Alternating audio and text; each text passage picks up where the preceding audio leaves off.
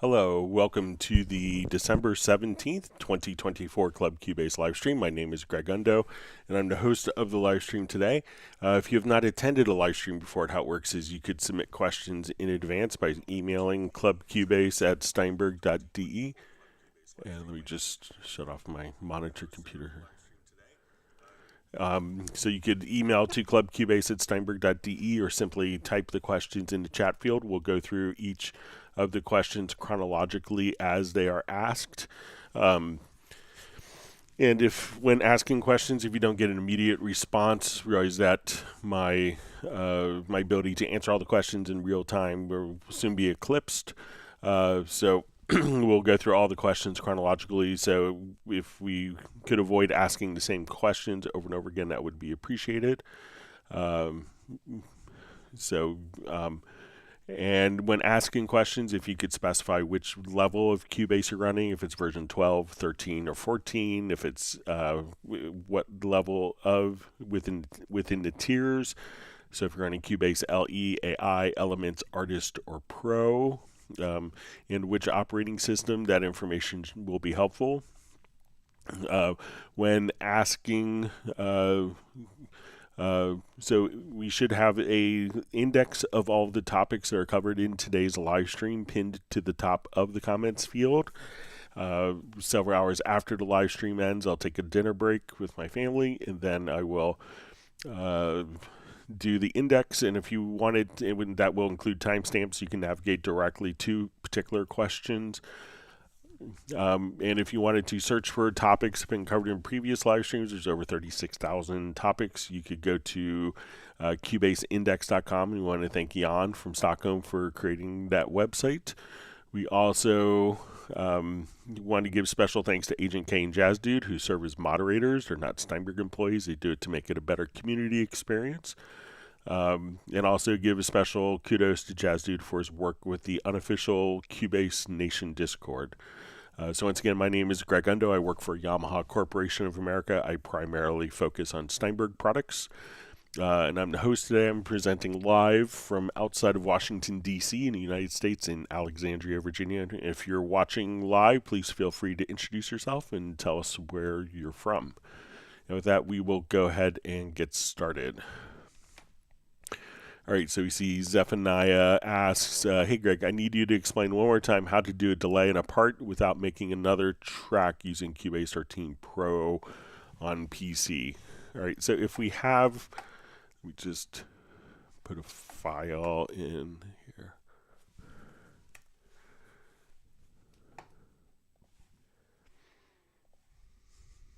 Okay, so let's say.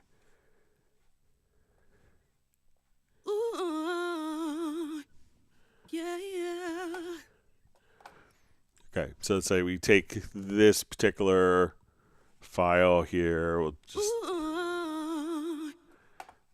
All right, so let's say we have these two files, and I will quickly merge these two together. So we'll have one file. So if we want to, if you want to add a delay without adding another track, all you'd have to do is we'll just come right over here, and so we'll say we want to put a delay like on that second phrase right here. So I'm going to select that area with the range tool. So it's the second tool. You could also hit the number 2 on your QWERTY keyboard. I'm going to select that particular range. We can now go to your audio menu to plugins. You'll see all of your plugin collections if you have them. We will come over and just say I want to do a studio delay. So I want a studio delay. And at this point, it'll usually be set to auto apply. So now if we listen to this, we'll start.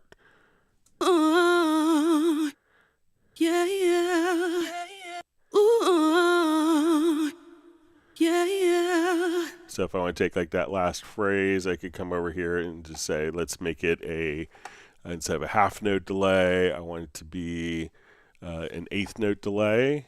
And now as we just kind of come right over here, let's change our delay that we can just come over.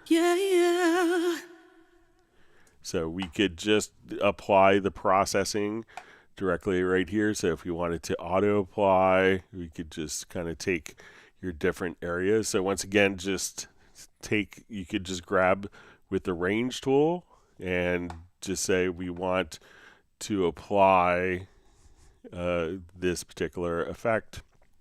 Ooh, So yeah, yeah. Ooh.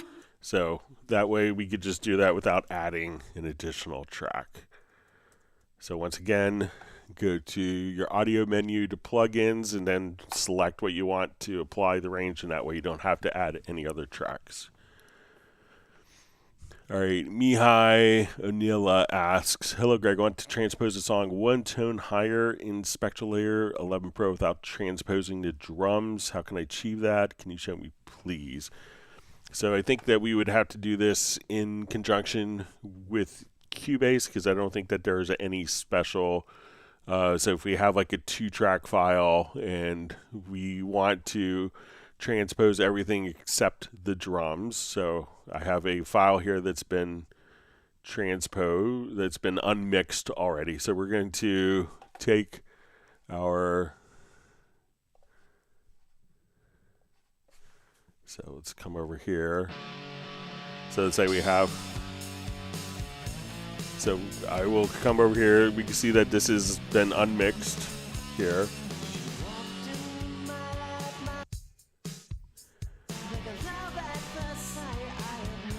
All right, so what I'm going to do is to select. So when we do go to the modules and we do unmix song, we could break apart our different elements. So we'll say, okay, let's grab our vocals, drums, piano, guitar, bass, and other. So we will come over here. I'm going to select these, and then I just drag them into my project window. We'll choose to import those into different tracks. All right, so what I want to do is to take my drums. Let's see. I'm going to move my drums to the top here. So when we listen to this now,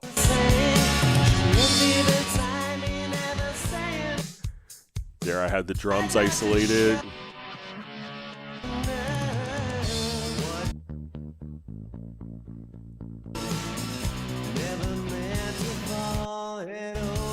So now that I want to transpose all the elements except the drums, I'm going to select these.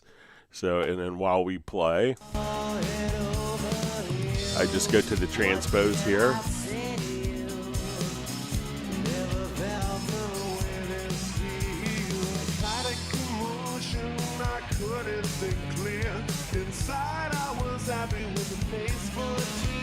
So that's no transposition.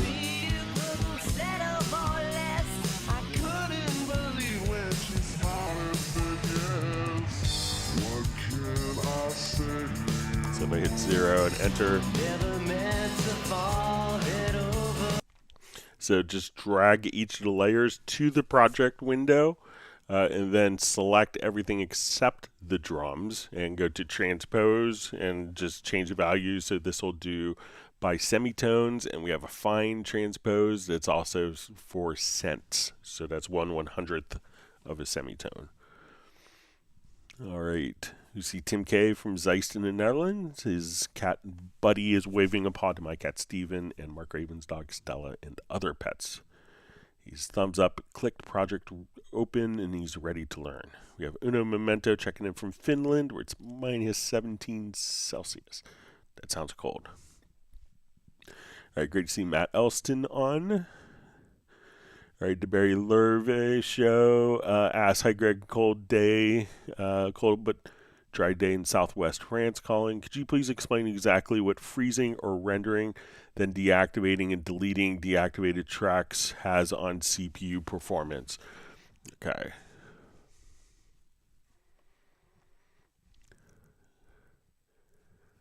All right, so let me just find a...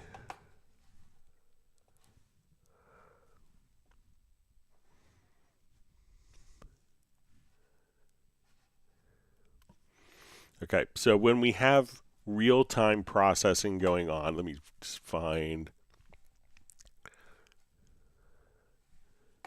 something here that won't be annoying to listen to.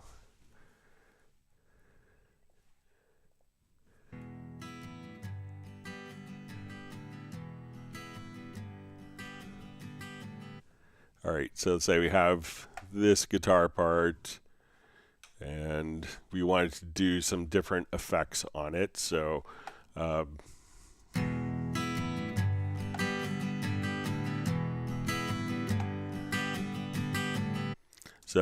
just put this, and I'll put some heavy plugins on this.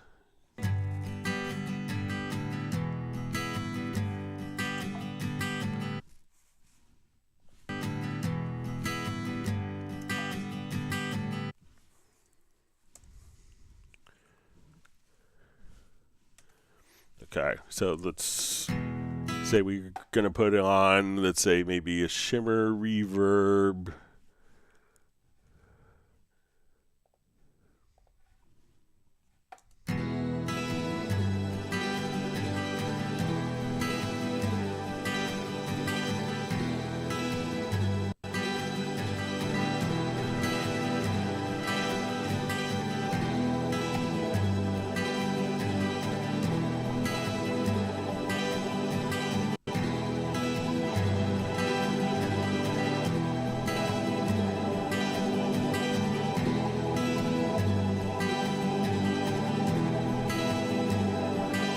We'll add one more delay here. Just get CPU up.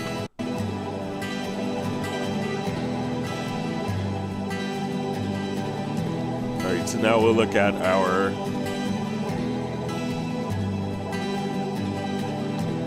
audio performance meter. All right, so we can see that our audio performance, we're creeping up because I have all these plugins kind of on one particular track.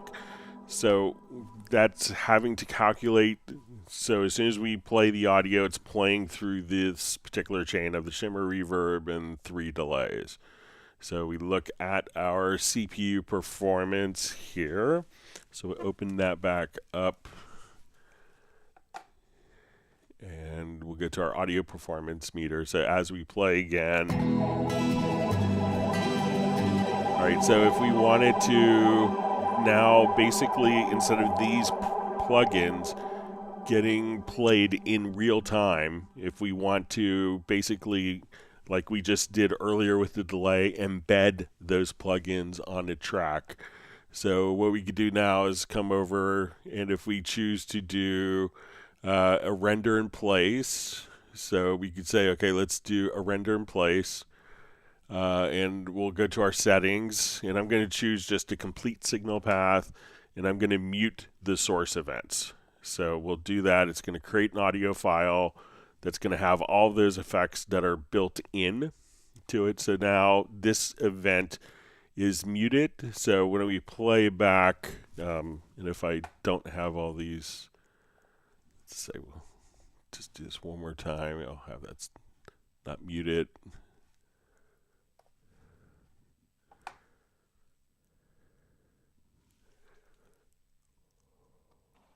Okay, so when we play this back with that particular file, we see now this is not disabled, but it's going to be still playback. So we have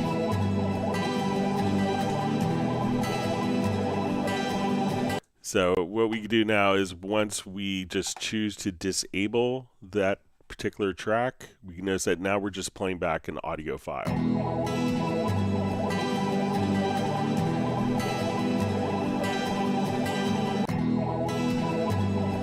And our CPU is minimal.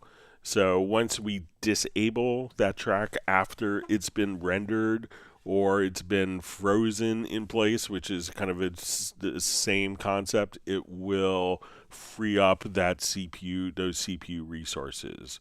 So the deactivated track won't be taxing your computer's memory or processing power, and will give you more audio performance to use for other tracks.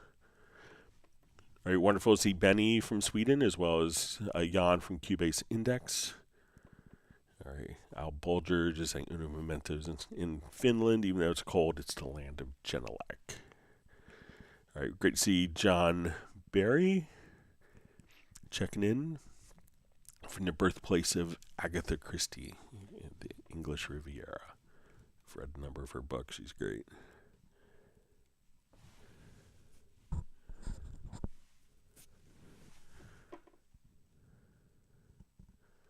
Sorry, my chat field just jumped.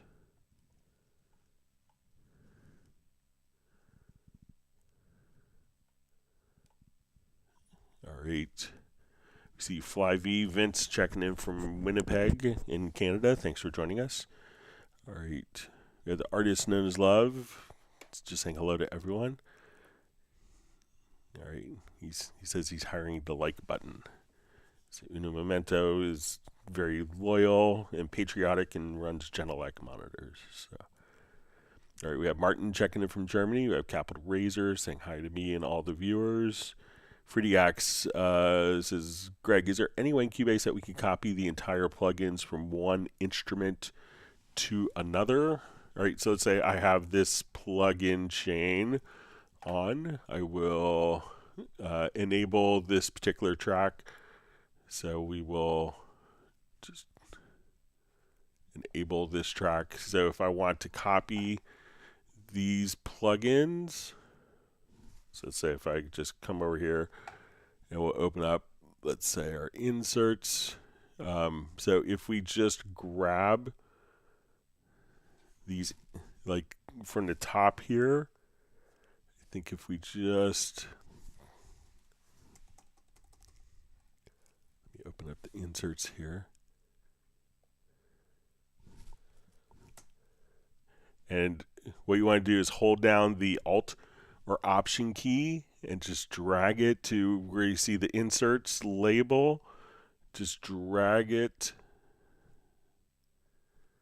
to right over there. And then all those inserts will be added. So again, just come here, hold down the Alt or Option, and when you get to the where you see the Inserts tab, just let go while holding down the Alt or Option key, and then it will add those particular inserts right there.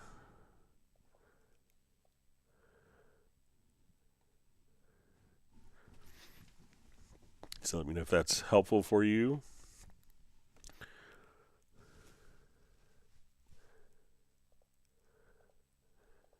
Okay, I'll just get rid of some of these plugins that I've copied here.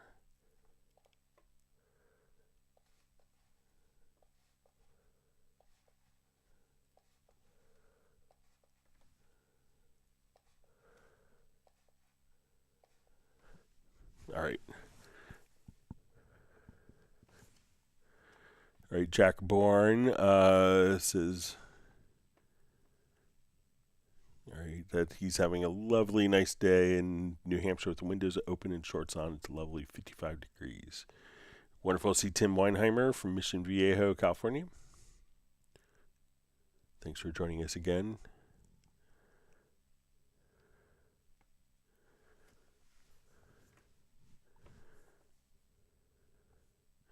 All right, Fridiax asks, is there any way that I can reset the presets to init settings and effects and VST if I select a preset? I can't revert back to init presets again, example, delay, Padshop, retro, and other plugins.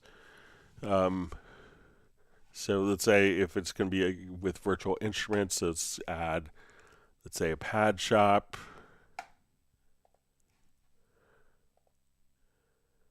And we'll add a retro log.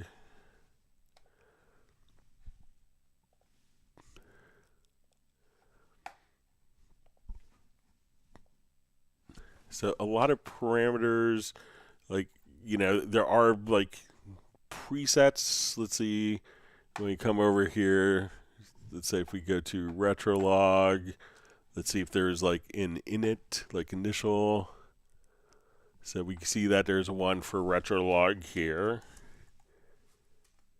So if I have made all sorts of horrible decisions in retro log, let's say if I come here, and I've adjusted all these parameters, if I just come right over here to init,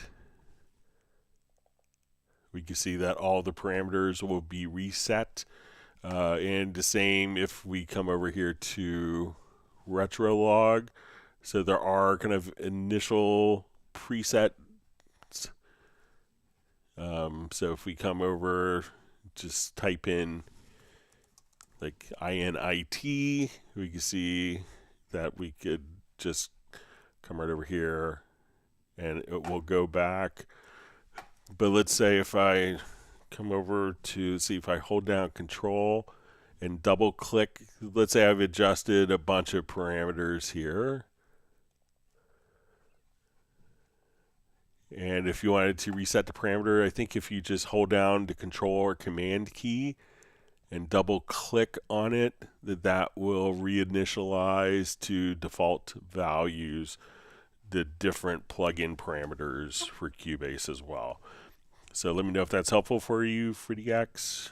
All right, great, wonderful to see Darren Flake on. We have Beltram saying hello to everyone from Sweden.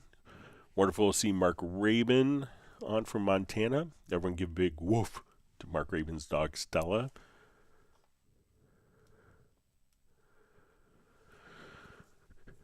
All right, FreddieX asked, Greg, what are some of the best plugins of Cubase? Less known would be better. I think that, the plugin suites that come with Cubase are all very strong. Some that may get overlooked. Like, I've had friends from other companies that do plugins that say they don't like us because, people use our plugins over third-party ones a lot of times.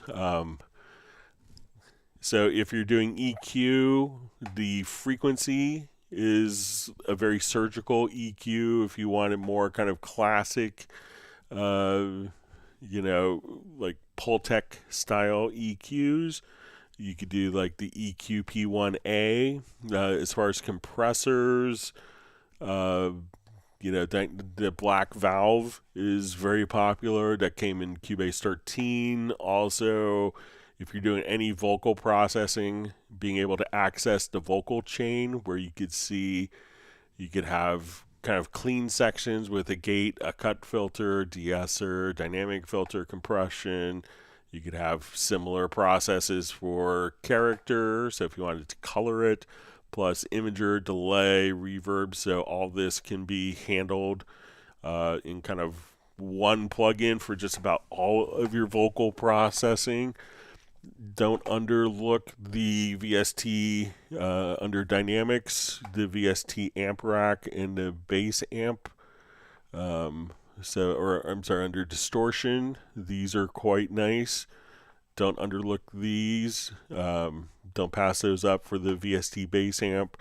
The studio delay, which came in 14, is really good, but if you want like a really experimental delay, you could do the multi-tap delay. And this will allow you to just take all sorts of, where I could do processing on different taps of delays, and so it's probably the most comprehensive delay plugin. For reverb, the Reverence is wonderful as a convolution-based reverb. Other dynamics, when you get into like for drums, one that's really good is going to be the Envelope Shaper. You could also check out like Squasher in dynamics. So another great kind of plug-in, like an up-down compressor. Check out also, all of the FX modulators. If you wanted to do more kind of LFO based stuff, we could do that very easily there. But yeah, just lots of great choices. The very first kind of analog tape saturation plugin, Magneto, is also really wonderful. So that'll give you kind of but experiment with all the plugins, and I think that you'd probably be pleasantly surprised with the offerings, that you don't have to use many third-party tools You can just kind of do most of it directly with the tools that are built in and included with Cubase.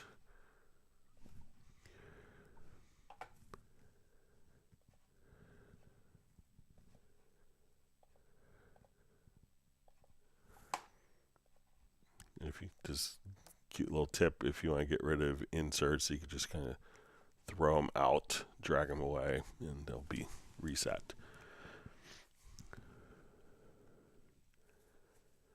All right. All right, Dallas LaRue says, I'm having trouble understanding the different add modulators in the modulator. I want to EQ and shape a sound. Okay, so let's take our guitar part here, and let's unmute that. So, and let me just go to this track.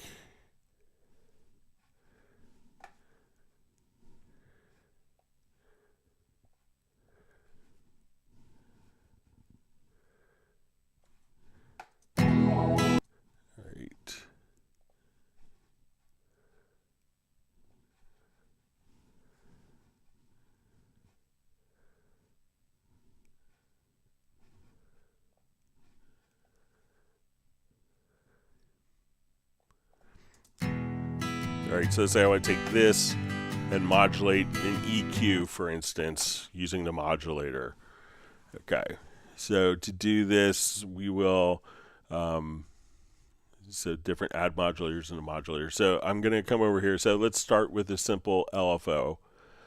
So I'm going to, on this track, we will just say, okay, now what I want to do is, let's say we have a channel EQ.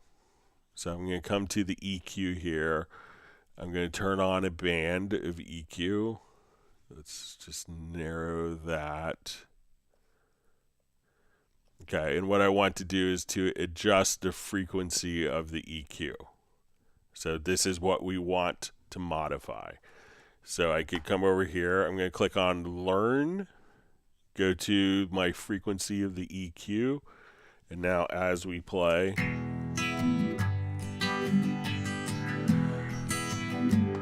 now if I want that to go slower, let's say to like a whole note or every 2 bars.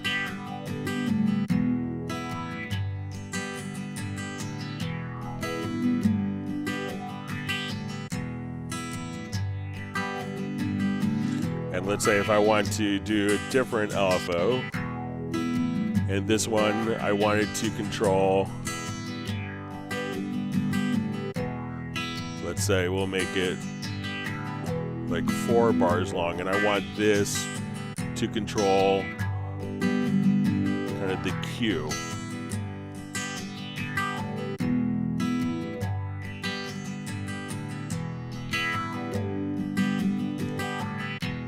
So let's say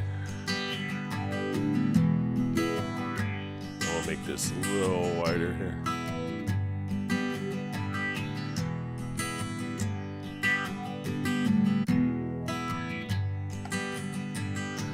And we'll make this, let's say,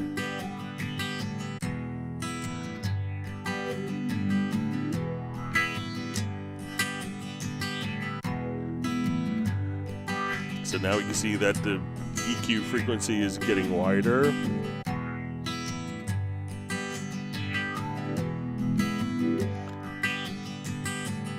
Now let's make this maybe half notes.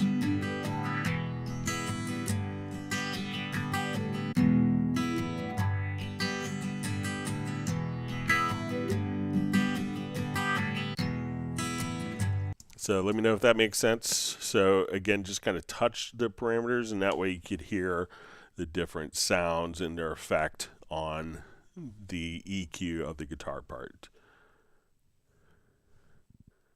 So let me know if that's kind of what you're hoping to accomplish, Dallas LaRue. All right, wonderful to see Sable Winters on. All right. Mark Raven's just wishing everyone's going to have a wonderful holiday season.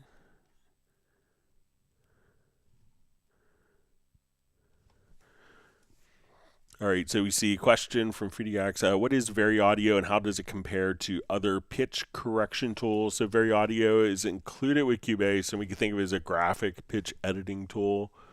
So let me just come over, find something that could use.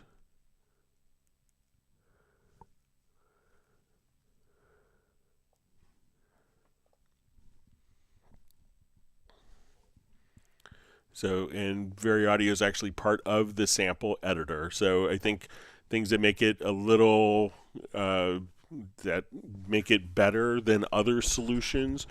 I think that the ease of editing, but it's also integrated. So when we come over to the sample editor, we can double click and open up the Variaudio tab. And we'll just make this full screen. And we can just click on the little arrow here to make it full screen.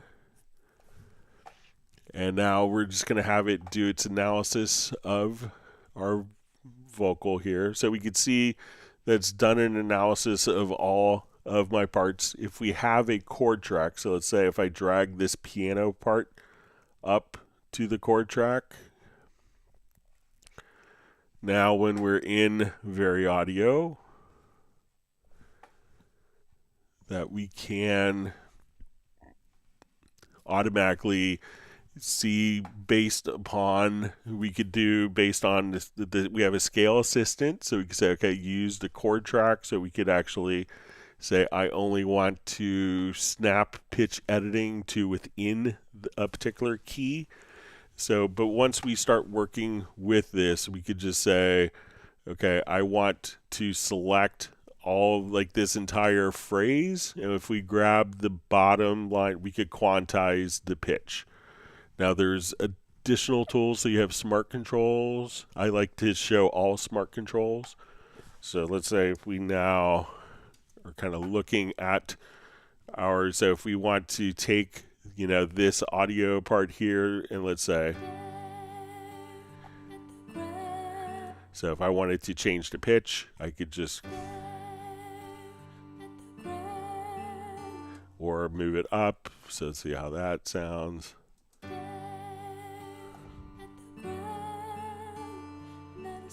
Now let's say, so we could change the pitch, but let's say I'll undo those. And let's say if I go to the top center area, we could just come over here and we could straighten out vibrato. So if you want it to be kind of very processed and machine-like sounding, which is very popular from, you know, like what a lot of people consider kind of an auto-tune sound, you could select multiple events and do that. We could also pick and choose, because a lot of times when you're doing vocal edits, you realize that the transition can be really critical. So maybe if you want the transition between notes, we can move these little triangles here. And then we could do pitch correction only for specified regions. We could also just kind of take our pitch and tilt it. So if someone runs out of diaphragm support at the end of a vocal, and what we could do here is just say, okay, right here, they just went, and went flat. We can move this little diamond area here, and then we could just kind of ramp up pitch directly right at that point in time. So if we say, okay, they kind of scooped into the note, we could do that. We could also say they were just a little bit late or early. We could adjust kind of the timing by warping directly on the notes. We could adjust the formants. So, or the volume. So if we want to make this louder or softer, let's say you just have one word that's a little too loud, or if you shift it by a great deal, you could come over and see the formants. Once here, we could also choose to look at colors. So we could say, let's look at the colors based on our scale. So we can see that green notes are within the chord. This color notes are within the scale, and if we have a note that's red, so red is bad, red is out of key, so you can look and see what notes are out of key. You could also just go to the bottom, and if you wanted to split the segment, we could just come right over here and be able to do that as well. And if we need to convert this into Midi, we could just come directly here and extract MIDI information. Something else that's really helpful is to have a MIDI reference. So let's say we have a piano part. I could look at the grand and I could see the pitches that the piano part has. So if I wanted it to come here, I could just say, okay, let's match up. I know that this is a note that the piano is playing, and that's a note that would work for that particular area. But if I move it to a red note, we know that red is bad. Red, stop. So we could just come over here and do kind of all of your vocal editing. And if you don't, the beauty of it is you're not going into like an ARA solution. You're not going into a plugin that, it's just completely integrated. And if I wanted to come over here and undo all my changes and redo the changes, we could do that as well.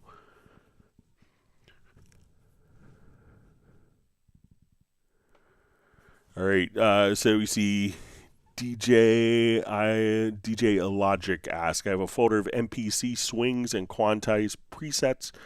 Is there a way I can add all of these to Cubase without dropping them in individually? Is there a folder in the presets to add as one? So if they are Cubase quantize presets, you could just come over, let's say if we come to our section here,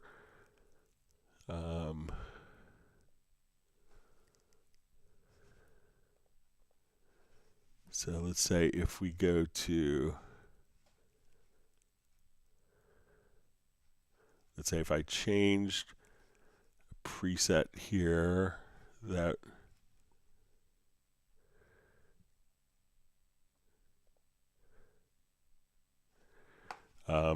but now we could save that as a preset, and I think that we could, let me just, I thought there's a way to access to see where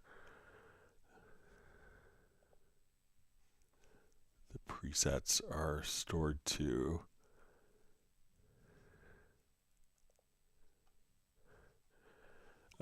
But my guess is that they are, if you have those particular presets, what are they presets from?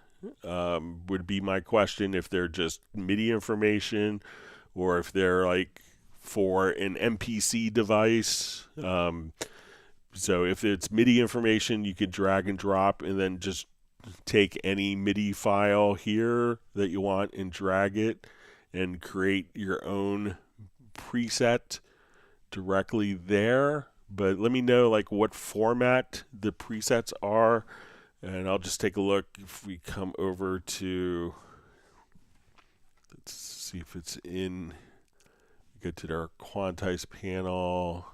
Let's see if we go to like our Finder window, if it shows up in the preferences as presets. So depending on your operating system, you may have to hold down the Alt or Option key to go to the library.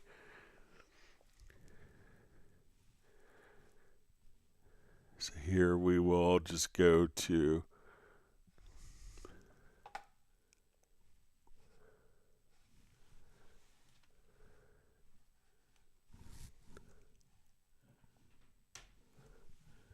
so we have our library selected here. So scroll down to preferences.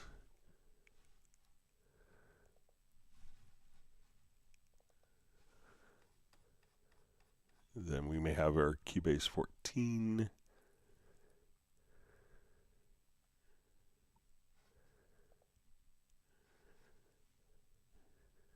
There's a presets folder in here.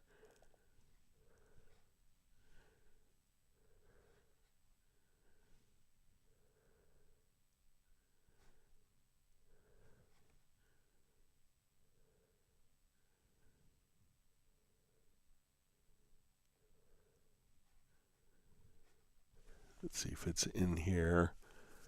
But yeah, let me know exactly. Let's see if there's.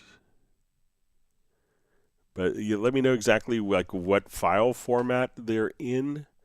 But you should be able to just kind of drag those to the presets folder for that, but I'm kind of inclined to think that maybe they're not Cubase presets. But if you take any information that's on the project window, you could then drag it into the quantize panel, and from that point, or let's see, and then you could see all the presets kind of just show up right there. So, but let me know exactly what format the MPC presets are.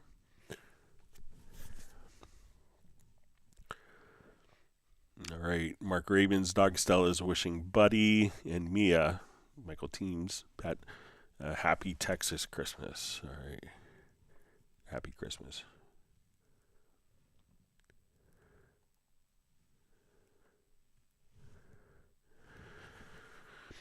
All right, John Barry asks, hi Greg, I did not get the Cubase Pro FX plugins in SpectraLayers. Is there any way of accessing them in a standalone SpectraLayers? So they're, no, because it's kind of, they're tied directly to Cubase, and they'll only work inside of Cubase and not with another host application. I know it seems silly since we own or do the distribution for SpectraLayers, but currently those are tied directly to the particular application. So maybe you could do it inside of Cubase and not inside of SpectraLayers. I know it seems like a silly answer. All right, wonderful to see Nick on from Essex in the UK. All right, Frediax asks, what tools are available for arranging and structuring a song? Okay, so let's say we have a song here. We have something that we call an arranger track. So we could right-click, add track. Let's go to our arranger track. And what we could do is come over and say, okay, this is our intro. And we'll say, and we could just option double-click, give it a name. So we can say intro. Let's come over here, say verse 1.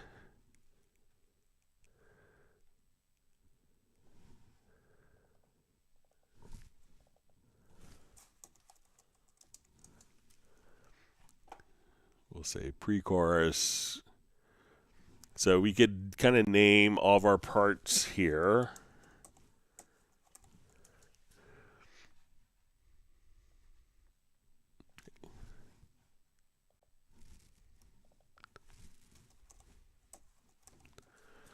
All right, and then what we could do is just come over here and we can have different arrangements, and then we could have a part within a part.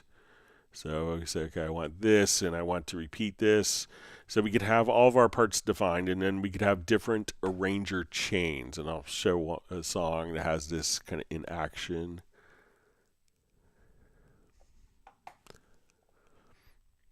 So if we want to try and experiment with different arranger ideas, and this is common for our clients that do lots of jingles, we have to do a 15, a 5, a 15, a 30-second, 60-second version of the same song. So instead of it playing linearly across, what we could do now is just come over and we'll say, okay, let's do from the intro here.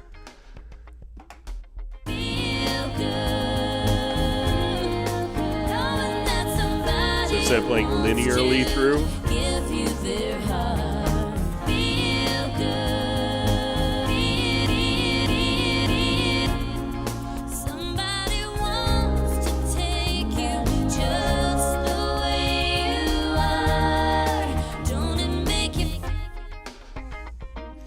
and then if you wanted to set up a different play order, you could just come over here and have multiple play orders. So that's a great tool for working on different arrangements of your project. All right. All right, we have Roland stuff checking in from Sussex in the UK. Sable saying hi to Nick. Happy to see him on.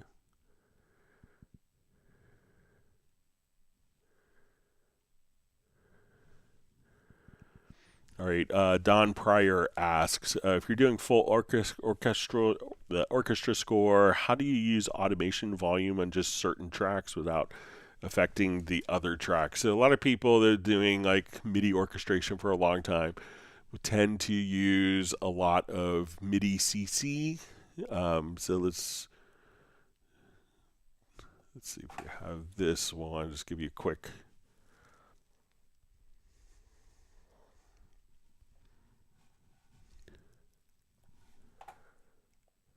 Okay, so.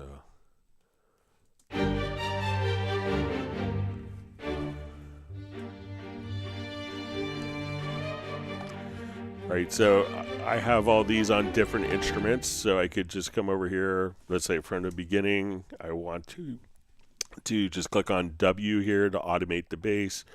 I could just say, okay, let's come here.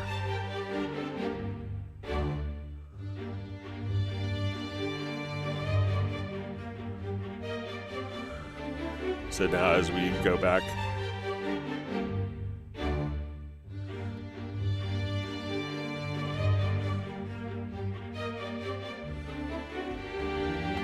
now a lot of people will also just kind of come in and say, okay, I want to take these particular notes of different sample libraries. Depending on the patch that you're in, you may want to utilize like modulation. So depending on the patch, so different libraries will respond. So let's say if we're in the legato,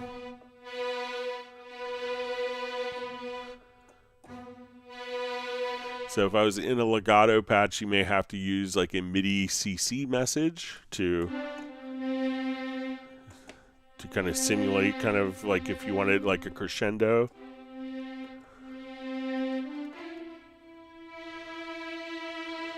So you can see the modulation wheel moving. You could also so depending if the patch, but if we're doing like a spiccato, the modulation wheel as we move doesn't affect. But if we move like MIDI CC7, so let's say if we now are on main volume, so as MIDI CC7, as I move MIDI CC7, I could just have those particular notes be automated. So with orchestral stuff, it really depends on what the library is doing, because sometimes you may want to simulate, like an oboe player that starts soft and crescendos. So at that point, it's not going to be based on velocity, because the note's going to change dynamics within a single note. The velocity is only going to be attached to the beginning of the note.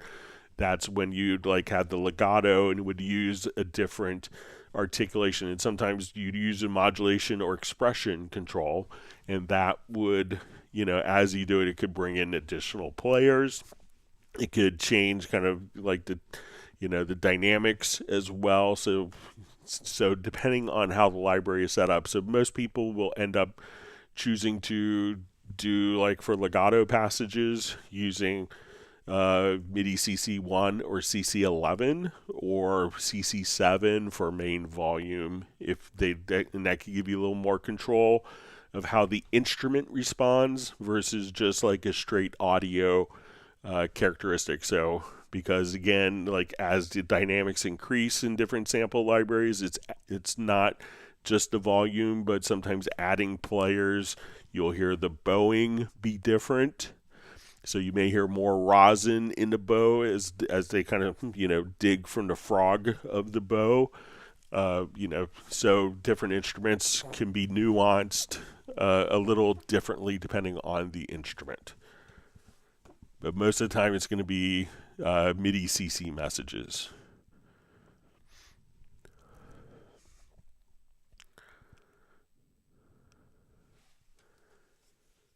All right, you see Mark Rabin is getting snow in Montana. Always wonderful to see John Costigan checking in from sunny Wisconsin.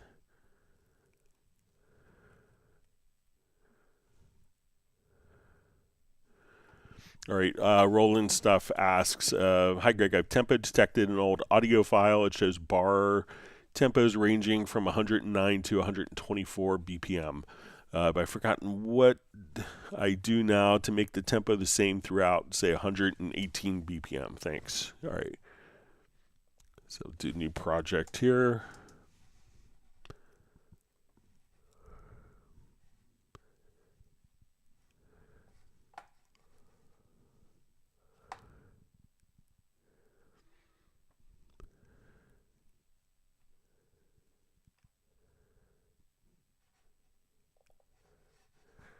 All right, so let's say we have this project here. So let's say we listen to our tempo, and the tempo is no relation to what's going on. So I'm going to go to the project and do tempo detection.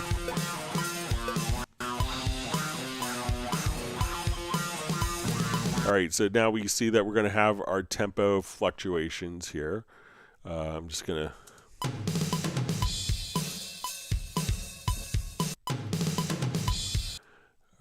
and I'm just going to find where the downbeat is. All right, so it's going to be right here. All right, so once we have our tempo, if we want our tempo to be steady and consistent, all we have to do is select the event here, or events if you're doing a multi-track. Go to Audio, to Advanced, and we'll say Set Definition from Tempo. And what that's going to do is basically, and we could do this in the project level or in the audio file if we're going to do it in other projects. It's going to take all these values for our tempo changes and embed this into the file. So now we have this speeding up and slowing down. I'm going to turn my tempo map off here. Let's say I want it to be 120 perfectly.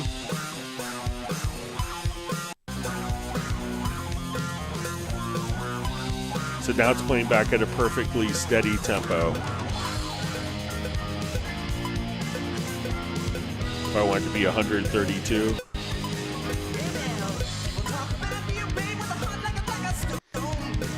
So I can just kind of type in a single value. So say 108.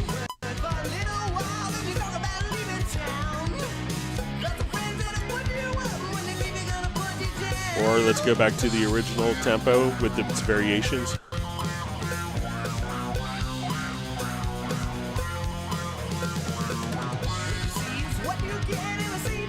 So let's say 100.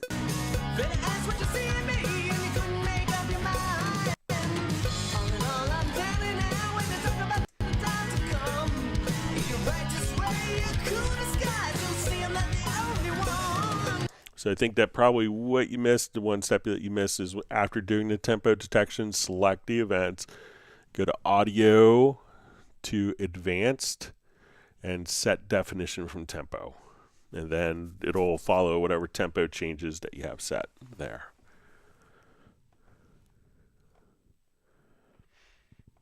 All right, we have DJ Mixes sending greetings from Switzerland. It's one country I've always wanted to go to, haven't made it there yet.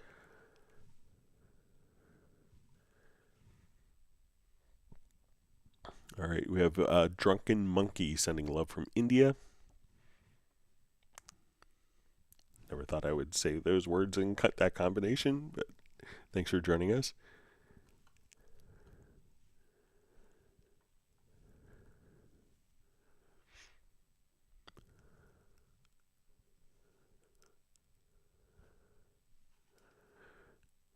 All right. Mark Rabin likes the name too. All right. All right. Nikki Zarin says, hi all. Hi Greg. Much love from Romania. Why isn't there no more VST2 support? We sound designers need some DLL for sampling some sound from usual libraries in order to sound for our genre. So if you're on Mac OS, and you want to run and take advantage of Apple Silicon, VST2 isn't going to be compatible with Apple Silicon processing. It came out, many years before. If you're in Cubase 14 and you're on a Windows platform, all you have to do is go to your studio menu, to your VST plugin manager, and you'll see a little icon here that will allow you to enable VST2 plugins. So you can still run VST2. You know, obviously VST3 came out in 2008, so we're approaching our 17th year since VST3. So you could still run it, but you just would need to activate it. If you're on a Windows platform, you would just need to go to your VST plugin manager and just turn it on, and then your VST2 plugins will work on your Windows platform. If you want to run VST2 plugins in Mac, you would just have to choose to run Cubase in Rosetta mode, which is more of a compatibility.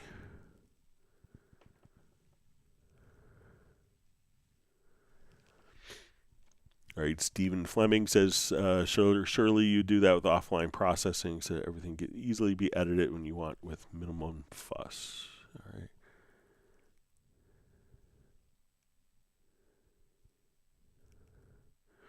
All right, Jack Snyder asks, is there a way to undo removing an insert on accident? So let's take a look. So let's say if I have delay here, I remove it. We'll try Alt or Option plus Z. Yeah, so hit Alt or Option plus Z, and that will give you kind of like your MixConsole undo history. So, but also if you come here, so let's say I have my Mod Machine plugin, I removed it, click right here in the mixer, and then it will pop right back there.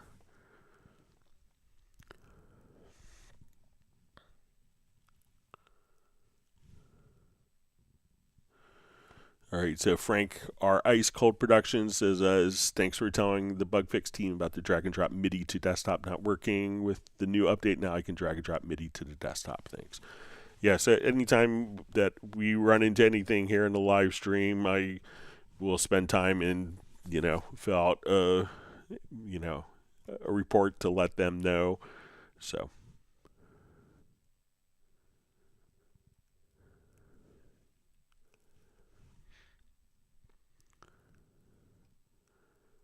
Right.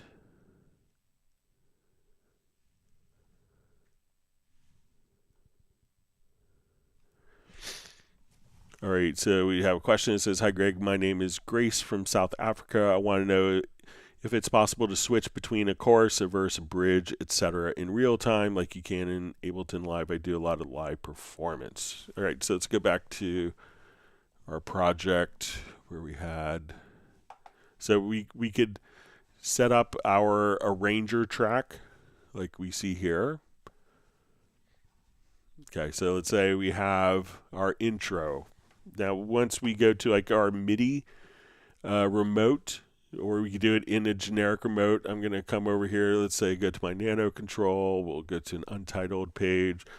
So I want this button to play the intro. So I'm going to go to, we double click on the button, we'll go to our definition, our browser, and we'll say arranger. So we'll say we want to trigger arranger event. Let's say this is going to be 3. So I'll double click, and let's say I want verse 1.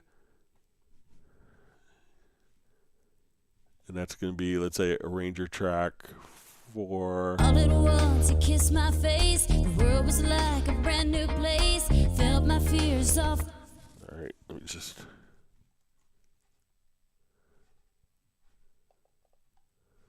See if I hit something. All right, so let's say I want to now come over.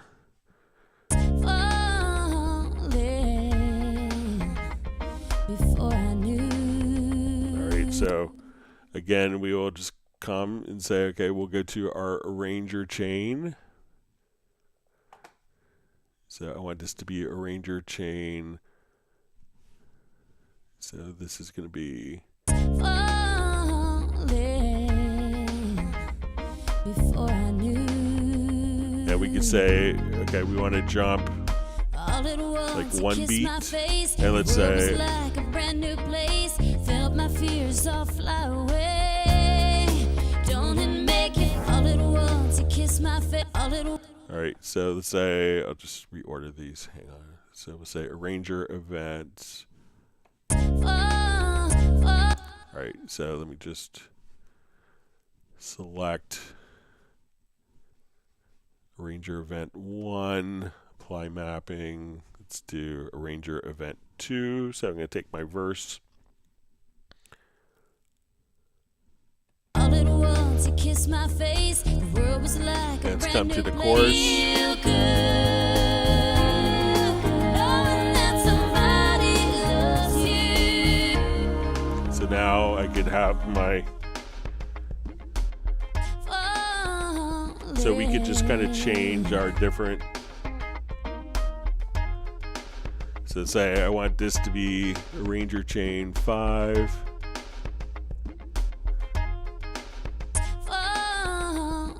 So we could just kind of change.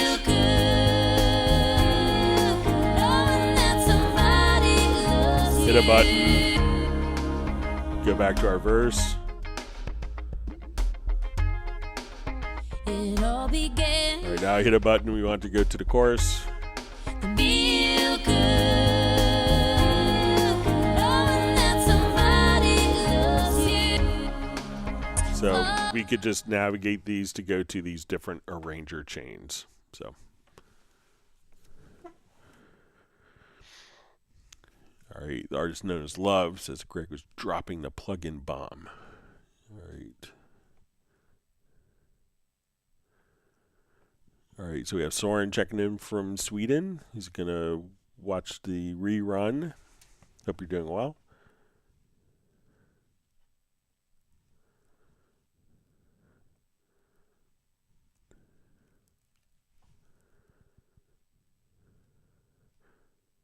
All right, so we have Angel Volbe or Volbo.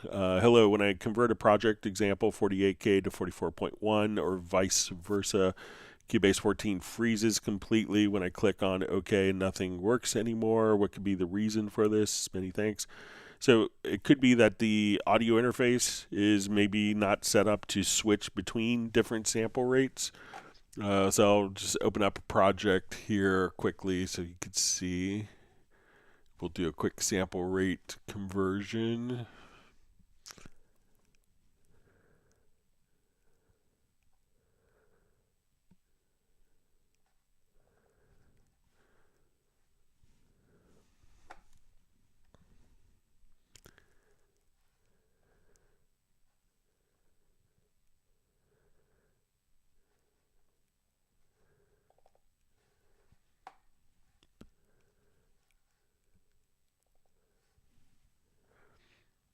Okay, so, and also like how you're doing the sample rate conversion. So let's say our project now, we are at 44.1 for our project. So we open up our project settings, we see the sample rates at 44.1. We'll play a bit of it so you get kind of an idea of the, so it's not going to change pitch.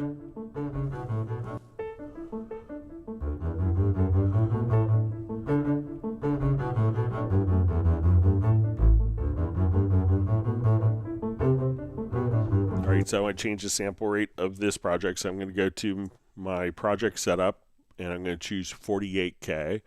I hit OK. Ask me, do you want to convert the audio files to the new rate? I say yes. Do you want to keep the source files? So I'll keep the original files. Why not? I have hard drive space. So we'll say keep. And then I'll ask, do you want to keep the audio events at their sample positions? Choose no. And so now when we listen to it, we see that our project is now, all the files are at 48K, and that the pitch is the same.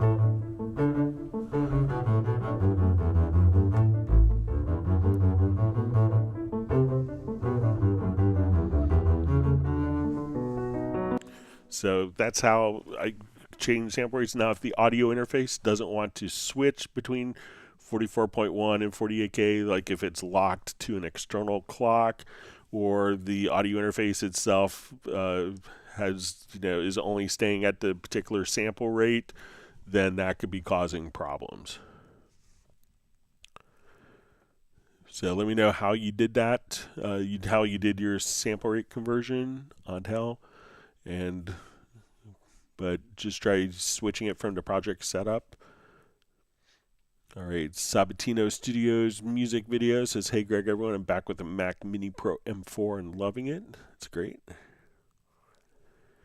All right, we have Buyamoye Aganaba says, "I like using Cubase 5 and I still use it for vocal recordings." We have lots of people who use older versions.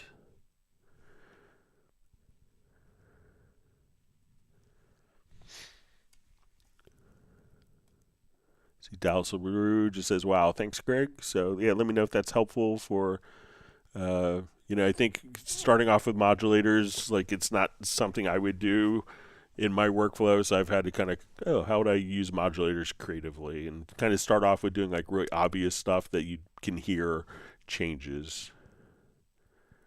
See, Mark Raven just says that reminds him of Nirvana.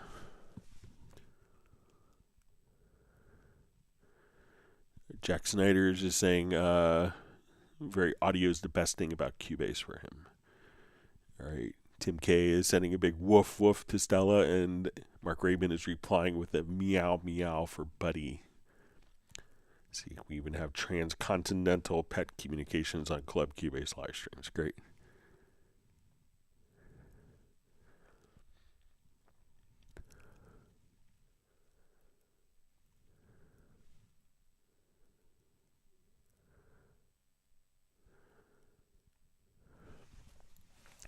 All right, Mark Rabin says, "I have a question." Even raised his hand in an emoji form. It says, "I used Pro Drum Loops and I bounced them, then Variaudio to Midi.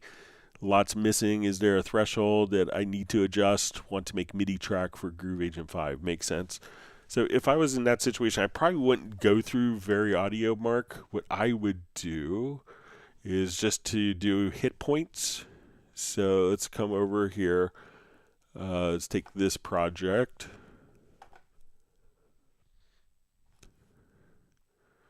All right, so let's add like a drum instrument. So like when you want to do drum replacement,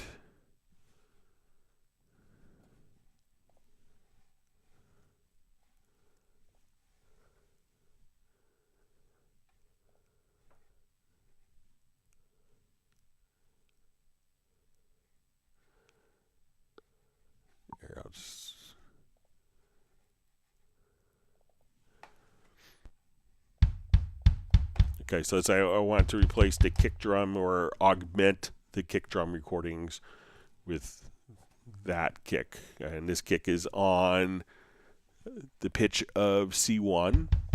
All right, pretty typical for a kick.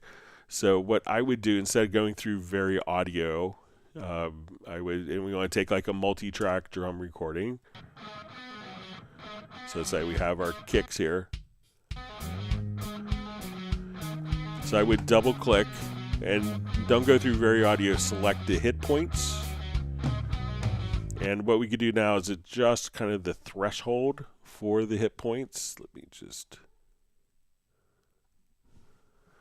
Okay, and we want to basically not have like the drums that are bleeding through. So we have some hits here. Let's see if it catches those.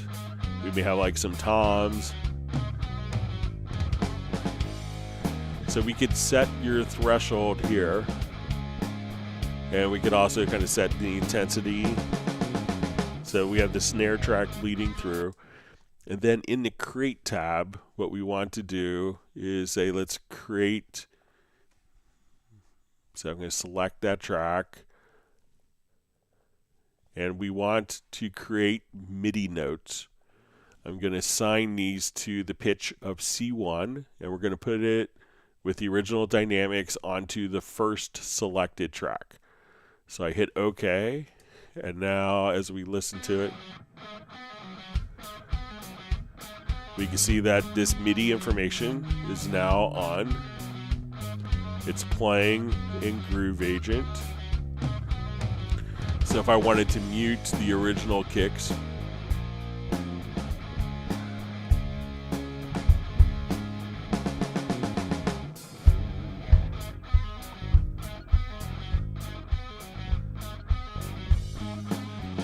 let's say I want to select all these notes, and let's just increase the velocity here. Get a little more attack.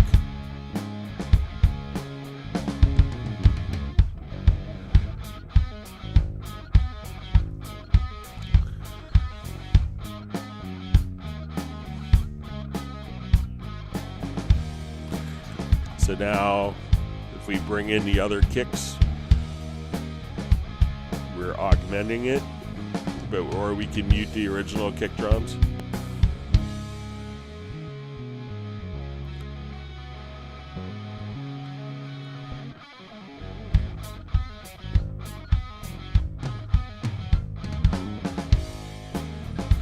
So again, just go to like your kick track, go into the hit points, and I wouldn't go through Variaudio. Think of Variaudio as more for tuning and pitch correction. It does its own pitch to Midi, but it's not really intended for drums. But the hit points, and here you could adjust your threshold, you could adjust the intensity, open up the create tab, and from there just create Midi notes right there.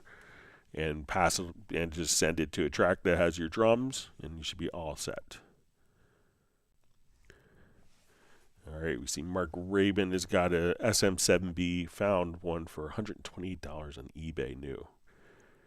And he received it. It's legit. That's good. Congratulations, great price.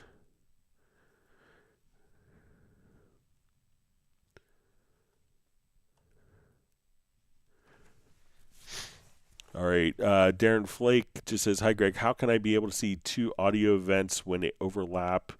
I see only delete overlaps in the preferences. Okay, so let's say.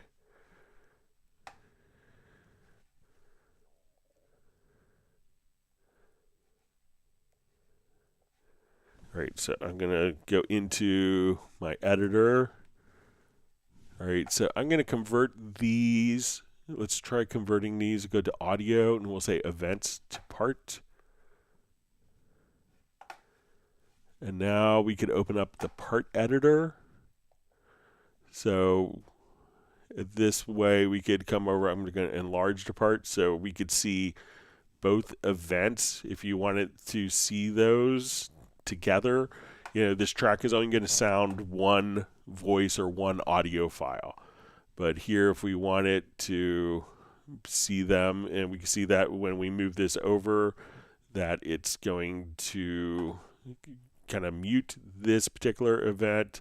So if I come here, we could enlarge that part on a project window. We could choose to which one we want to kind of overlap, but this way we could see both of them. So if you needed to kind of line something up, I'll take my snap off by hitting the letter J. So if you wanted to have like a really seamless transition between the two events, so try to select both of the events and go to your audio menu and choose events to part.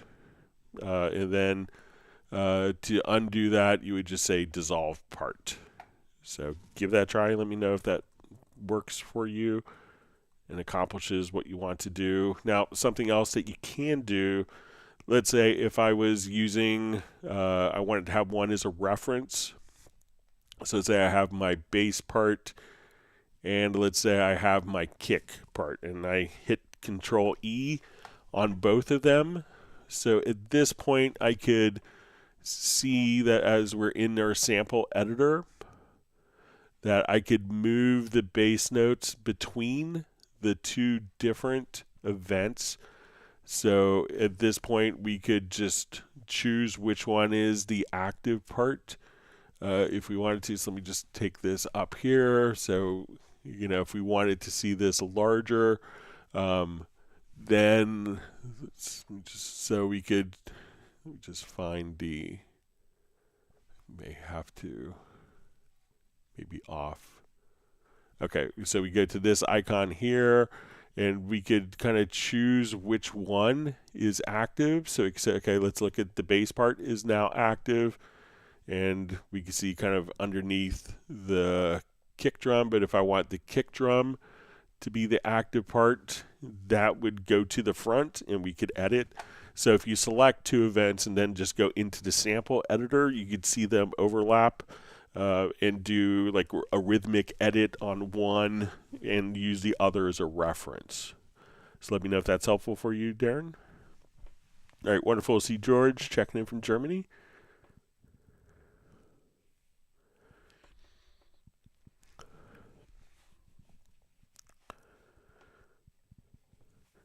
All right, Flyv asks, how do I stay on beat while changing the signature track in a song? All right, so let's say if we come over and let's add a signature track. Okay, so let's say we're going to start off in 4/4. Now let's say if I want this to be 3/4.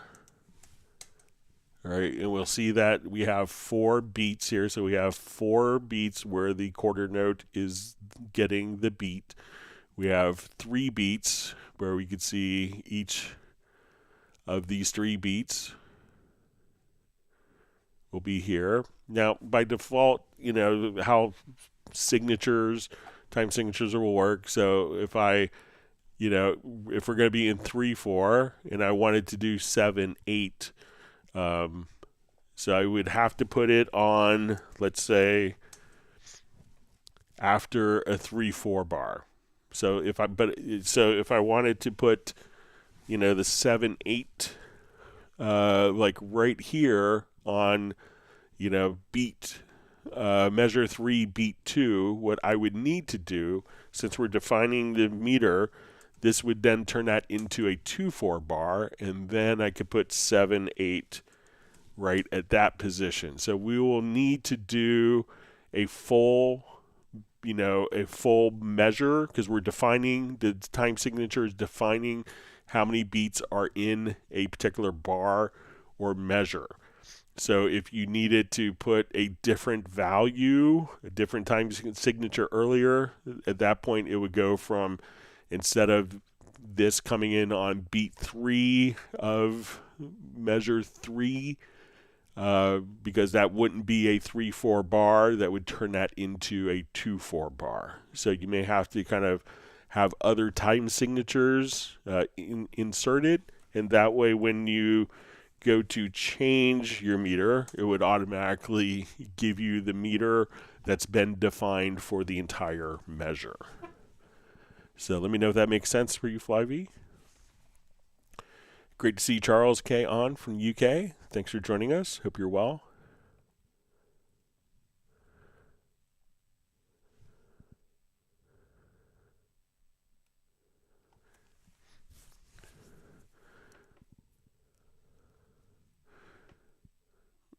All right, so we see from George says, when I click on the solo button of a track in the project window, the track doesn't get selected. I have often adjusted parameters in the inspector of the wrong track. Is there a preference to change that behavior? All right, so let's add some tracks.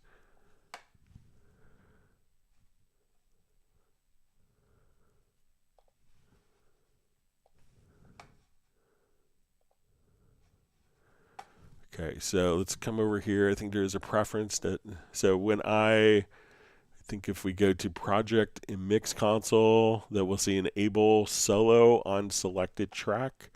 So let's see if we turn this off, that now when I come over here, it looks like it's,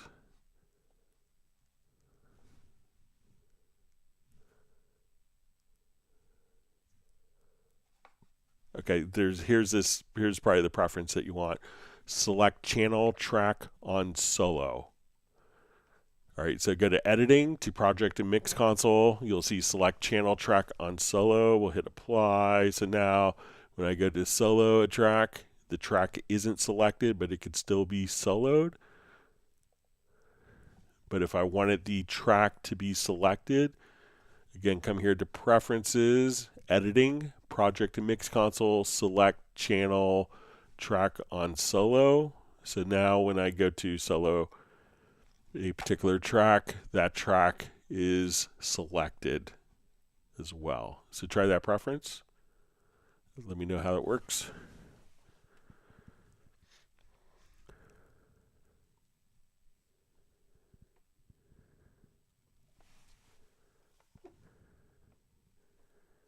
Okay, so we see Da Vinci Girl on and John Barry just saying thanks Greg. I can work around it inside Cubase Pro. All right.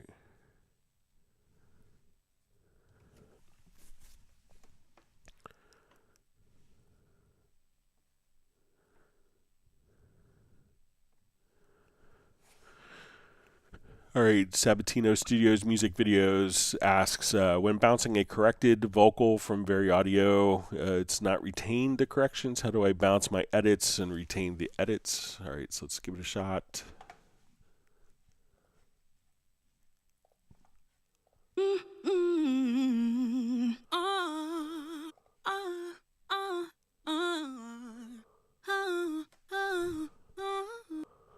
Okay, so let's do some Variaudio editing on this.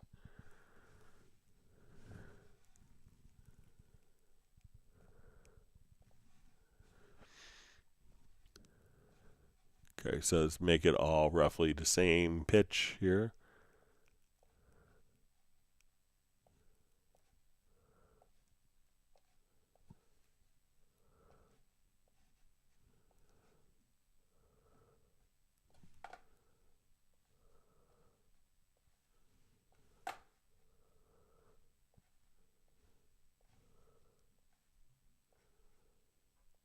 All right, so now we play it back. Should be very interesting harmonically. All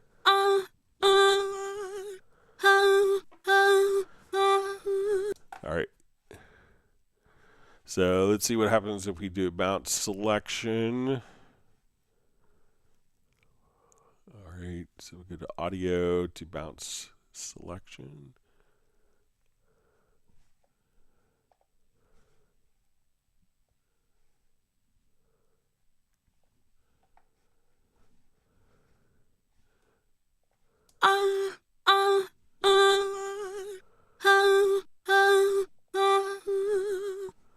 All right, so the bounce selection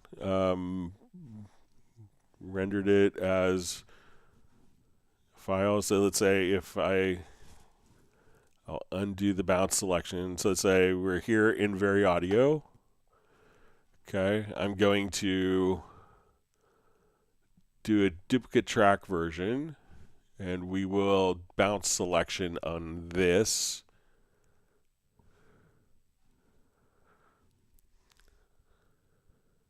So now we will do an analysis of the tuning. And we see that the analysis is all one pitch, which is what we had before. So the bounce selection works. Now let's say if we go back to our previous track version and we double click, we can see that this is all the edits that we had made. So I'm going to go in within Variaudio, and we will choose to reset all changes. So we're back to the original file here. So we listen to it. And our bounced selection, when we come over and we listen to it, is going to be all one pitch.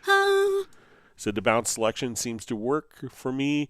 One other thing to be aware of when we are doing Variaudio is that we can come over, if you wanted to make those changes permanent, if we go to choose functions.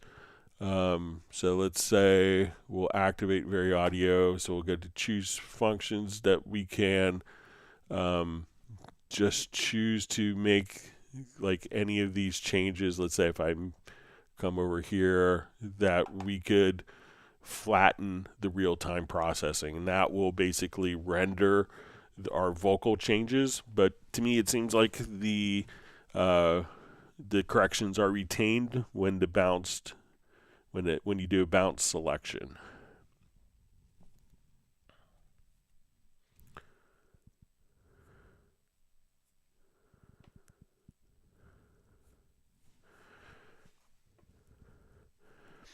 All right, so we see from George, it seems that with the outputs of a VSTI, Groove Agent 5 routed to individual tracks in the mixer, there's no way to place a group track in between, like snare top, snare bottom to a group, the outputs only or before. Is that correct? So I think that once you have a VST instrument And we get to the point where, let's go to load up Groove Agent SE here.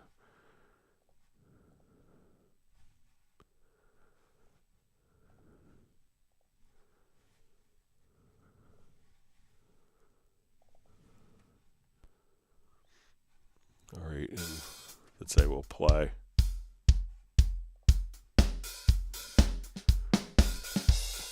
All right, so now I want to take my snares, and it could depend on a kit as well. So say if I come here, like I may have, let me just switch kits and see, like if we go to Songwriters Essential, this is a kit that's sold separately, but just kind of, I think this has a little more flexibility.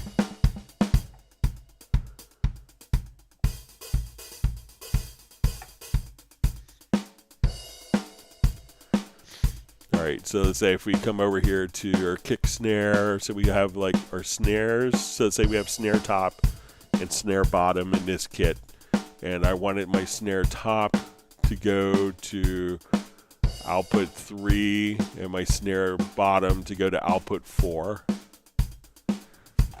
So we go to our mixer, and we can see this is our snare. So since these are kind of, and let me activate some other outs, just so we can have, let's say, toms, going to output 4, let's send cymbals to output 6, output 5. Okay, so now we go to our mixer. So these outputs from VST instruments will always need to be kind of sequentially together. So if we add a group track, so I believe they need to be together. So let's come over here. Let's go to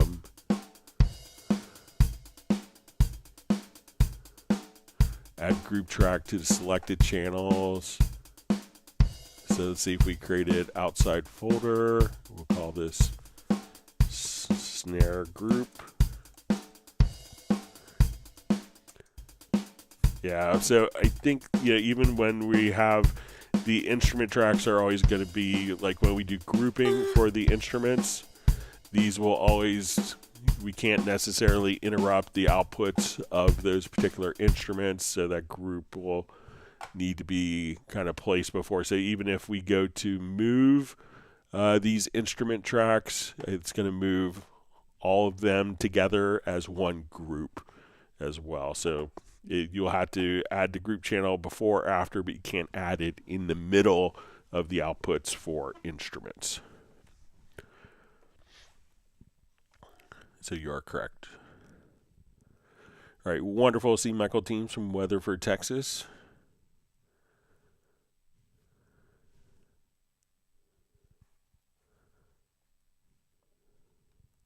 All right, Michael Teams wants everyone to whack the like button. We see Val checking in from Vienna, Austria. We have Andy racks the cams. Just saying, hope you're well, Greg. I am doing great. Thank you. Thanks for being on. Got a big thumbs up from the artist known as Love. All right.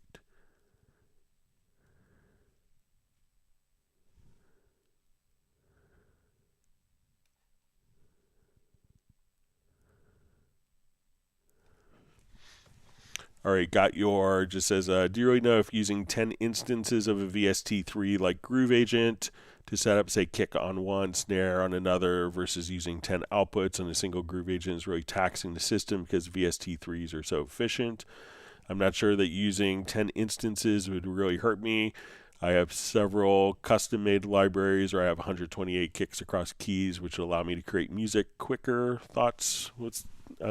I think it would be easier to do it on one instance with multiple outputs, but let's go ahead and give it a try and see if we could find a discernible difference. All right, so let's come over here. Let's do new project. I think that every time that you load a kit with memory, if you're loading a kit, I can see where it could take more memory usage, but let's see if we could show it either way. All right, so let's add an audio. It's not an audio track. Let's just clear some way.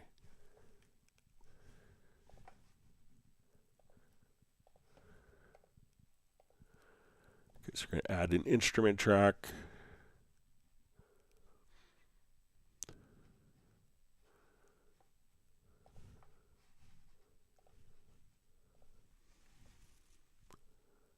Okay, and let's load up.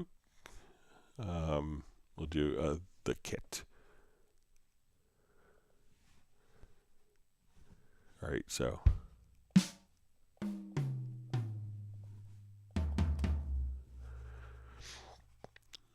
Okay, and let's send these to different outputs on our mixer.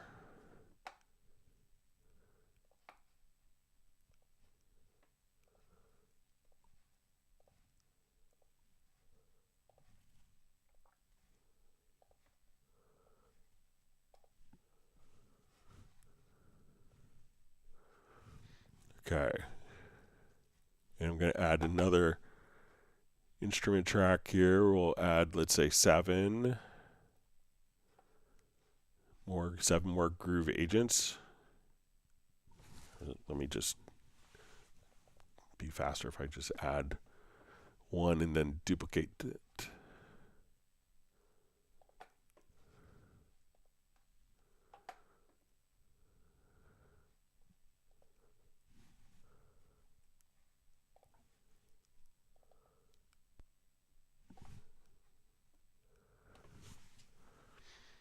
Okay, so let's duplicate this.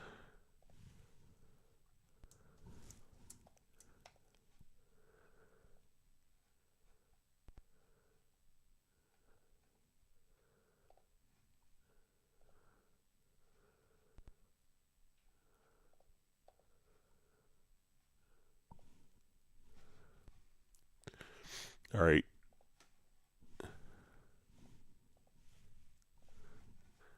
Okay, so let's see where we are CPU-wise here. Let's see if we're showing anything. Sorry for opening wrong. All right, so let's go ahead and play just a little bit. I'll turn this down because it'll probably sound awful. Okay, so we'll come over here. I'm going to just, all right, so let's say we have those, and I'm going to disable the tracks.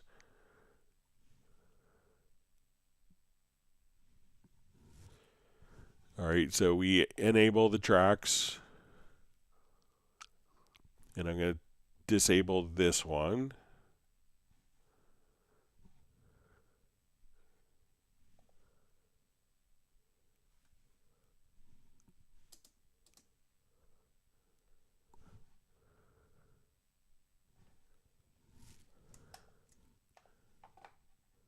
So let's see if we can swap it out here.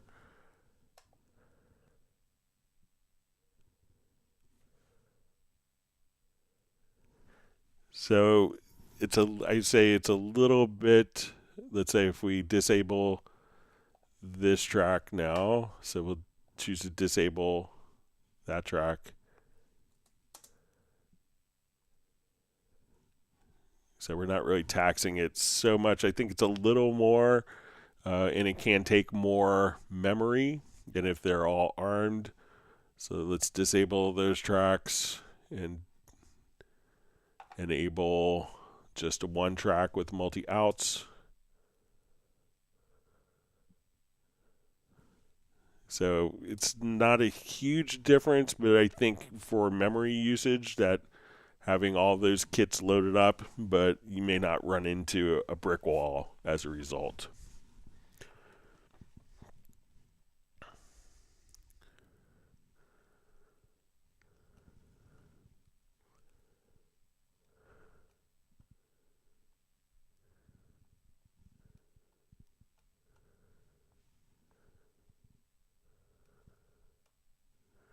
All right, my chat field jumped. All right.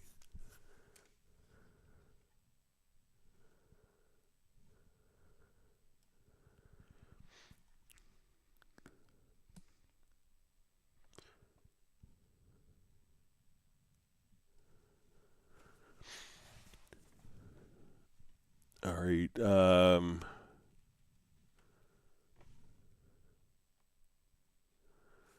Okay, so we see Raj Dolakia asks, will Cubase 14 be stable on M1 Max Studio for orchestral production? So certainly, so no problem. Everything I've been running for the last 2.5 years has been on an M1 Max. So what you're seeing now is an M1 Max. It's always been great.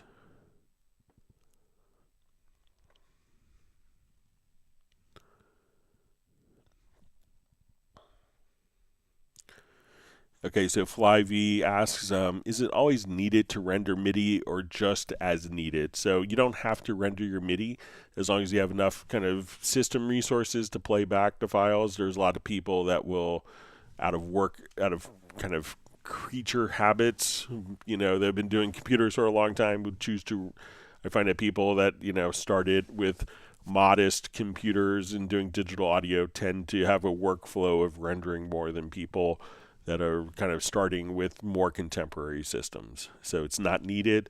When you do your final export audio mix down, all of your virtual instruments will be rendered and included within that.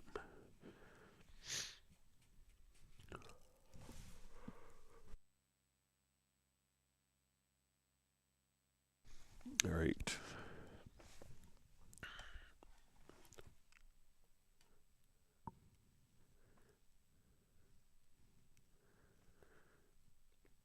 All right, so Roland Stuff says, great, thanks, Greg. Got it. Set definition from tempo, like button hit, of course.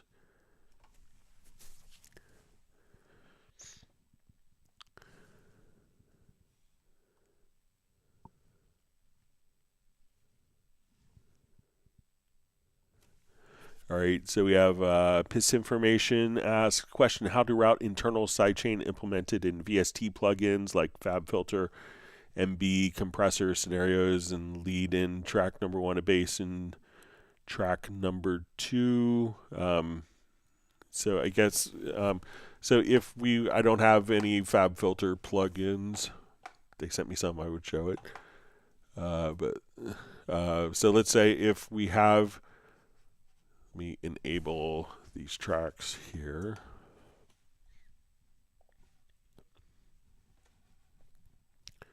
Let's add some additional audio tracks. Okay, so if we have a plugin, so let's say if we go to like our multi-band compressor, and here if we activate sidechain, so we get, but let me show what has a multi-sidechain input, like frequency. So we come over here, let's get to our EQ. And we'll see our frequency will activate, let's say, the dynamics mode.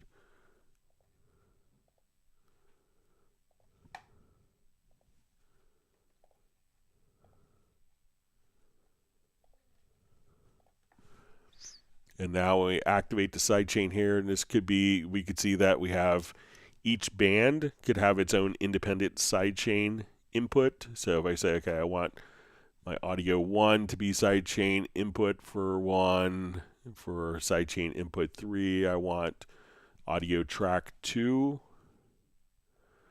So this is how you could do kind of for plugins that have multi sidechain inputs, which is what I think the question is. You could just kind of set it up like that within the plugin, so that way multiple sources can be acting as sidechain inputs. So let me know if that is, let me know if I misunderstood.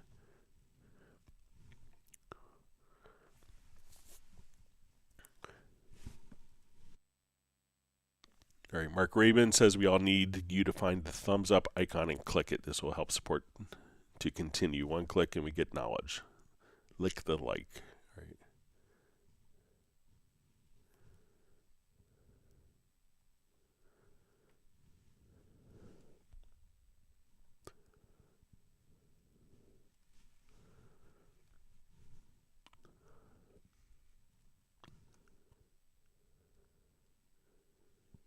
Okay. See, Jazz Dude is just reminding people that he has a bunch of templates set up so you could explore different instruments and different facets of the program easily. Take advantage of it.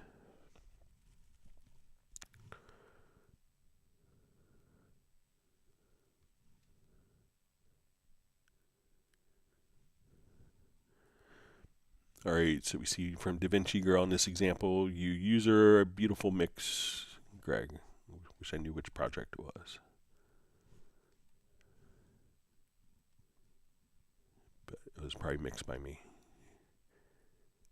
Just curious what was interesting.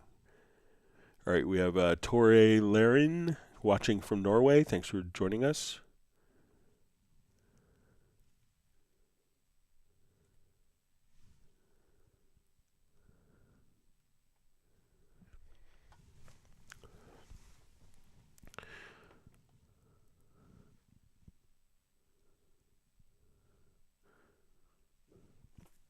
All right, so we have Gregory Malik says, would you show your methodology of rendering a series of instrument plugins to Wave and exporting / removing plugins to save memory and then later bring back those plugins to make changes? Okay.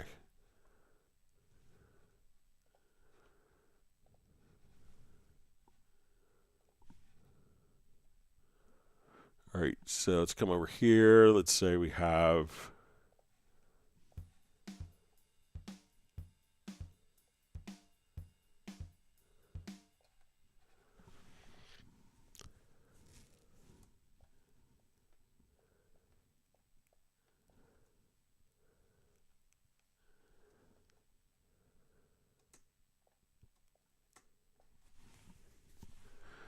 All right, and let me just put plug-in across all of these.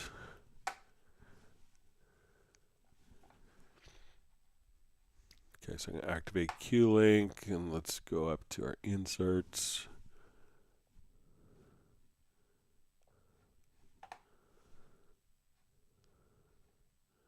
So let's put an envelope shaper across all those tracks, and let's put an auto filter. We'll just throw some other plugin on.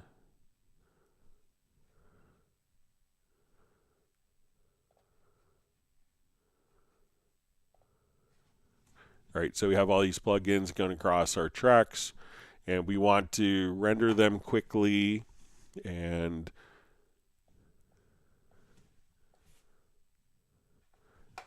be able to get kind of, and we'll kind of disable those and bring them back. So I'm going to select the tracks here, not the events, but not the events, the tracks. Then when we come over here, we can do a render in place. So let's say, okay, we want to go to our render settings. And here we could choose to disable source tracks. So I'm going to do the complete signal path. We don't have any sends on it, but we'll go ahead and render.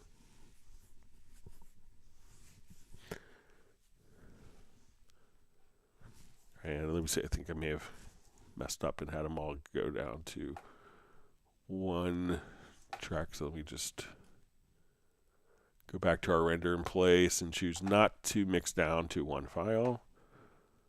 All right, so we'll come over here. We won't use a custom name.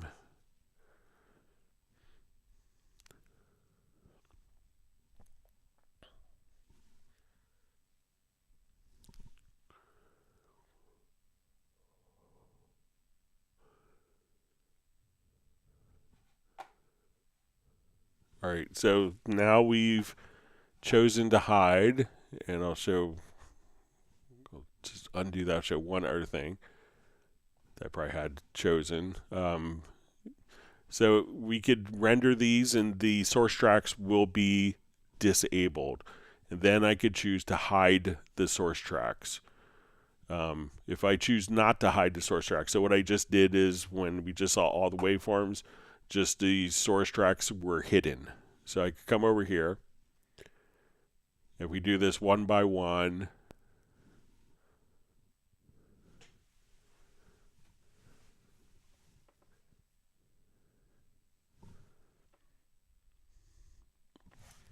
So we can see that these tracks are disabled, so they're not taking any memory, they're not taking any CPU. And then if I wanted to come over here and modify it, I could enable the track and say, oh, I needed to make an adjustment on this particular file. So what we could do is,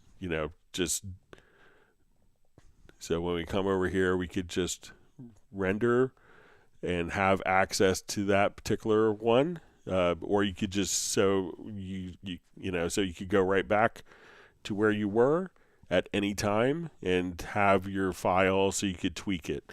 So go to your render in place, select the events, or don't select the events, sorry, select the tracks, not the events. Go to the render settings, and then you could, so right now when I have an event selected, we don't get all of the options. I'm going to select the particular events here, and then in the render in place, we get the options to just to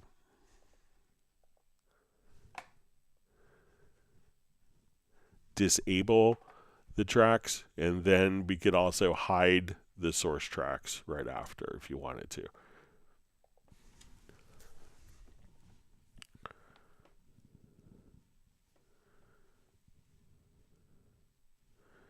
Okay.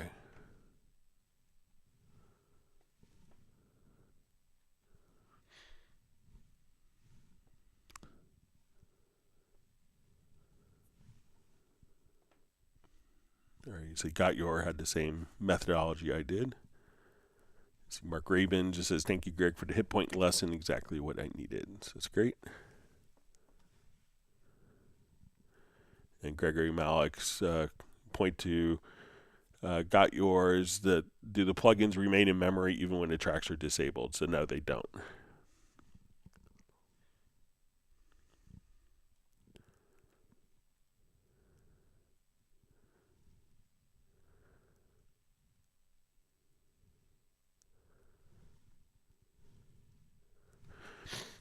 All right, Diognardi asks, might be a stupid question, but how do you copy and paste an audio/MIDI clip, not drag copy, and Command CV gives you the error sound always?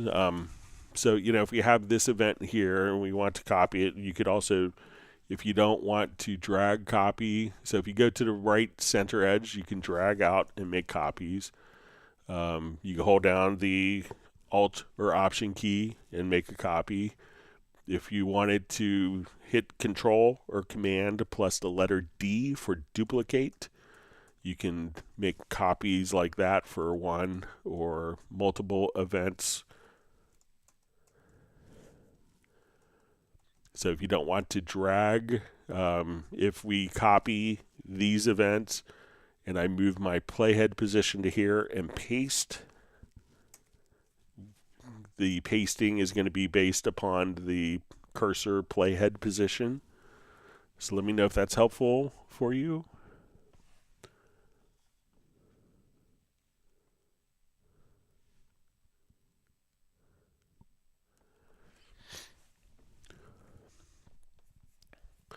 All right, we have Milo Stoshik.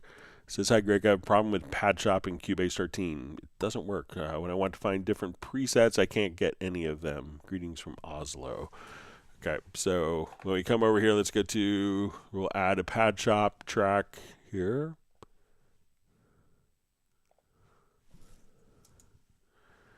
Okay, so you may start off with this lovely sound. All right, so it could be often if you click here, you should see kind of all of the different Padshop libraries.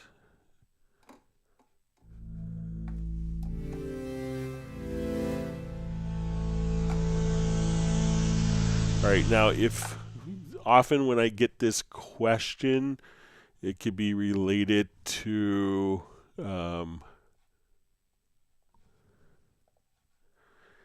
like where we have perhaps maybe the content wasn't installed. So let's take a look at, let's go to your Steinberg download assistant.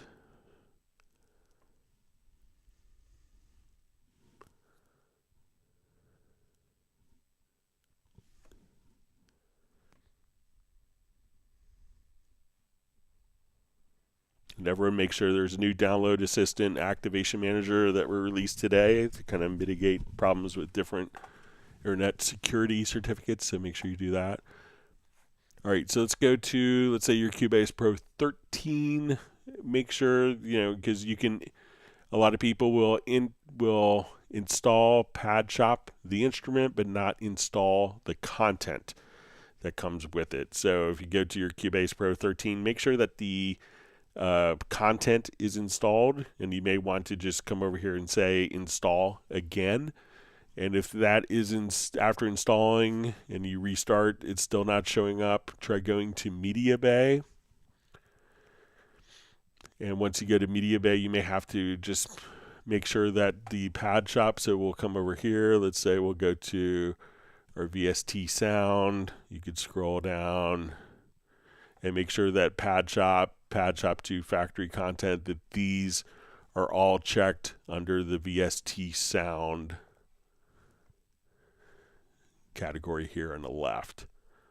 So just make sure that all the Padshops here are checked, and that should allow you to find the content if it's installed properly.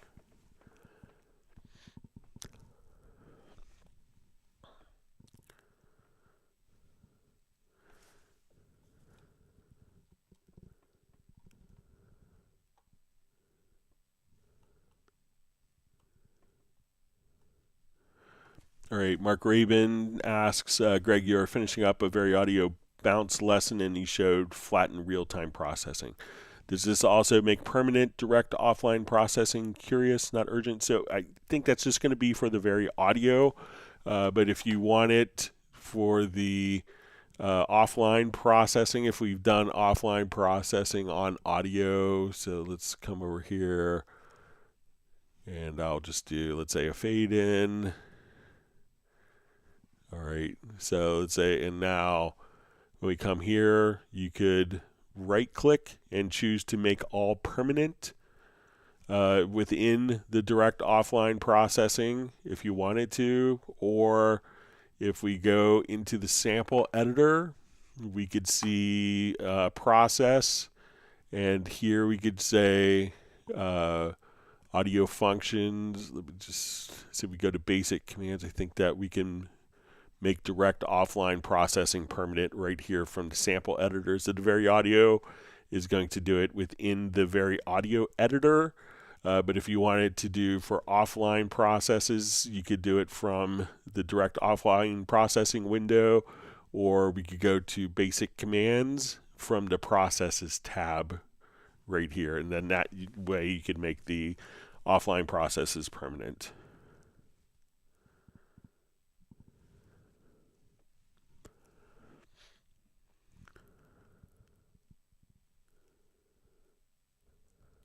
See.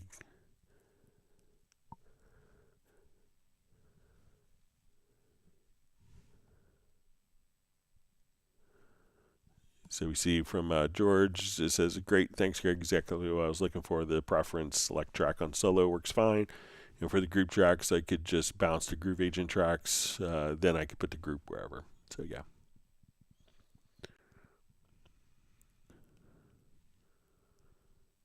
Okay.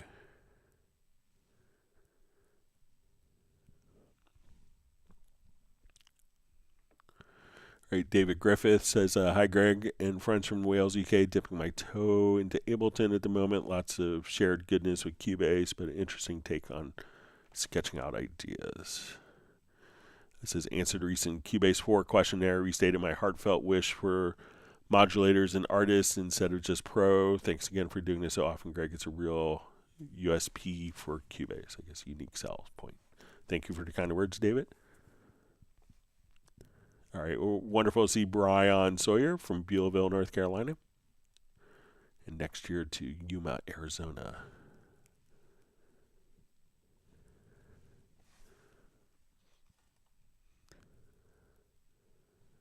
And Michael Teams has passed on 1 gallon of Temptation Pineapple ice cream. What a great name for a flavor. All right, we have Hamo 1974 sending greetings from Finland. See, Michael Teen says he's working on new Hot Mess stuff. Looking forward to playing bass on it, hopefully. All right, so we have Manfig checking in from Santa Barbara, sending greetings to all.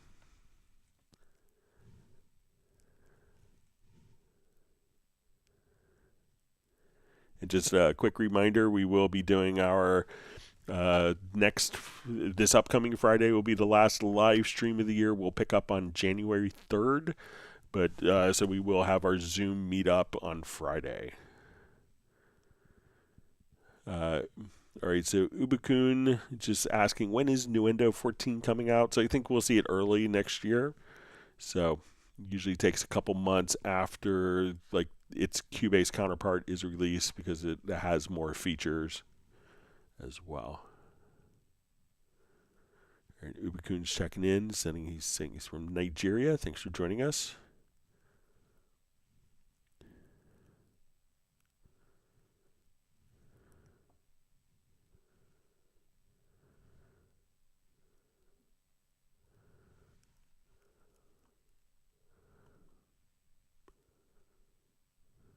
Okay.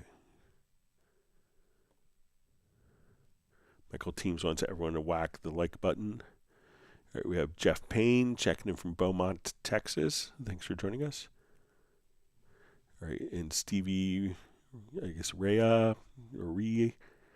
checking from a wet and windy Belfast in Northern Ireland. Thanks for being online with us. Hopefully you're in a warm studio where you can brave the weather.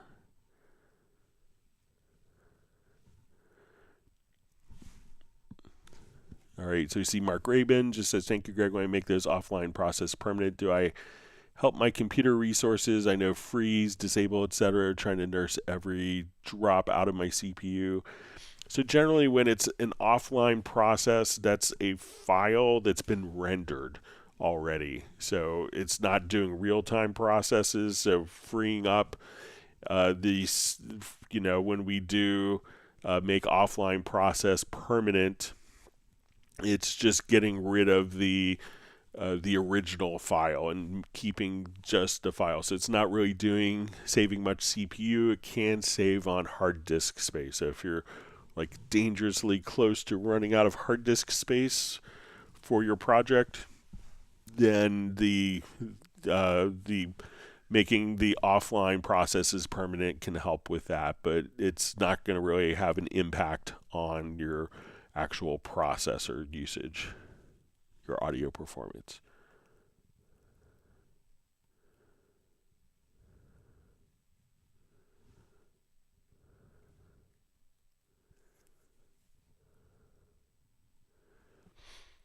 All right, Northern Love just says, hi Greg, I'm making DJ sets in Cubase as opposed to using DJ software, and I was wondering if you could help me with how to blend tracks together via tempo changes. I need to adjust tempo to blend.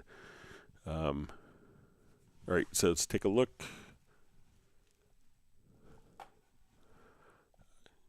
This won't be very DJ-oriented material, but I'll take two pieces that have different tempos, and we'll get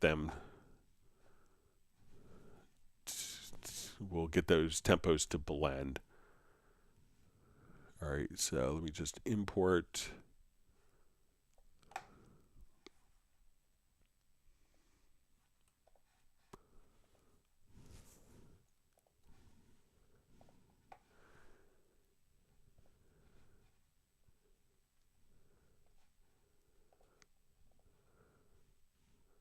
Okay, so I'll take these two. Let me just trim the end of this one. All right, so let's say these are different tempos. I think I just randomly pick files. My luck, they'll be like the same tempo. But let's just listen to it.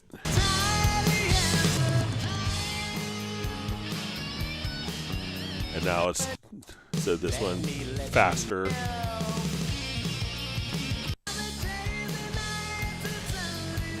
All right, so I want to take these two files. I'm going to do this individually. So we'll do our tempo detection. Say analyze. Okay, let's just find where our downbeat is here.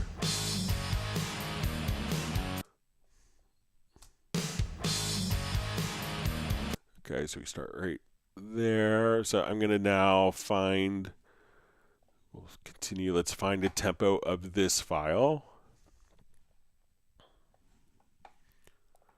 Analyze. Okay, so we see that this is going to be faster, and we'll find our downbeat. Let you know what I'm about. Let me let you. All right, so we'll continue here. So let's put.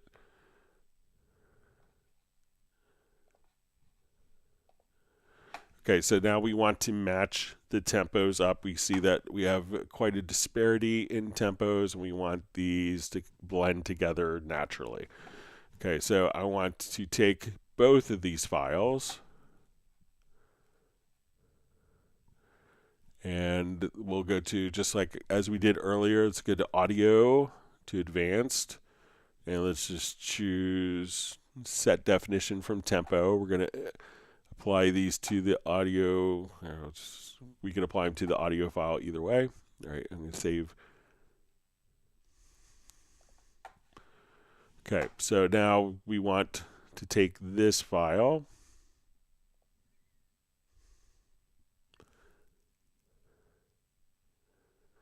and now as we come over here, let's just say, so these two files are kind of all embedded. I'm going to do a new track version for our tempo. So let's say we're here.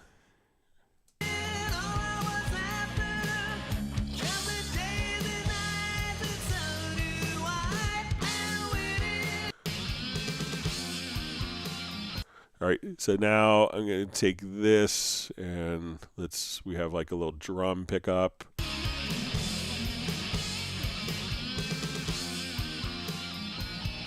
Let me let you know what. All right, so let's.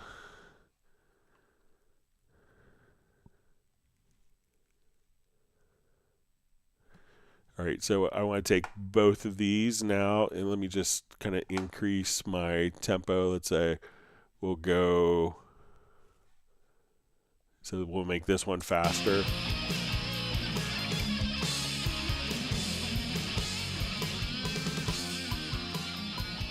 Let me let you know what I'm about and what is in. And so once we have kind of there's two different tempos, let me just undo. So we'll go back to our original. And let me make sure that I have this one set for.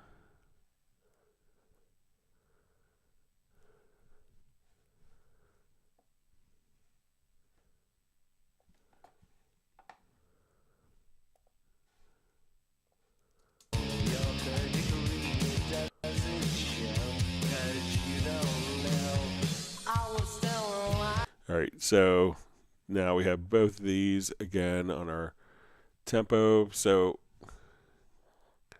now I want to bring, let's say, this tempo up. And now we could adjust our tempo, take off my tempo map.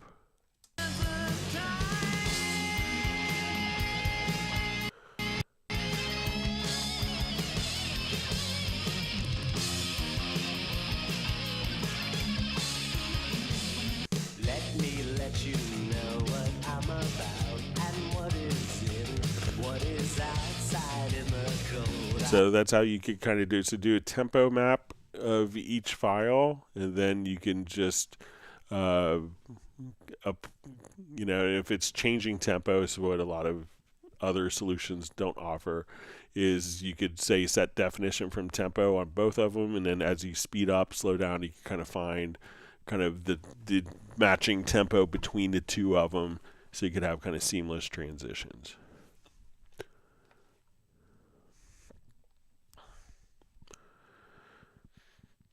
All right. Wonderful to see Gerald Ely checking in from Martinez, California.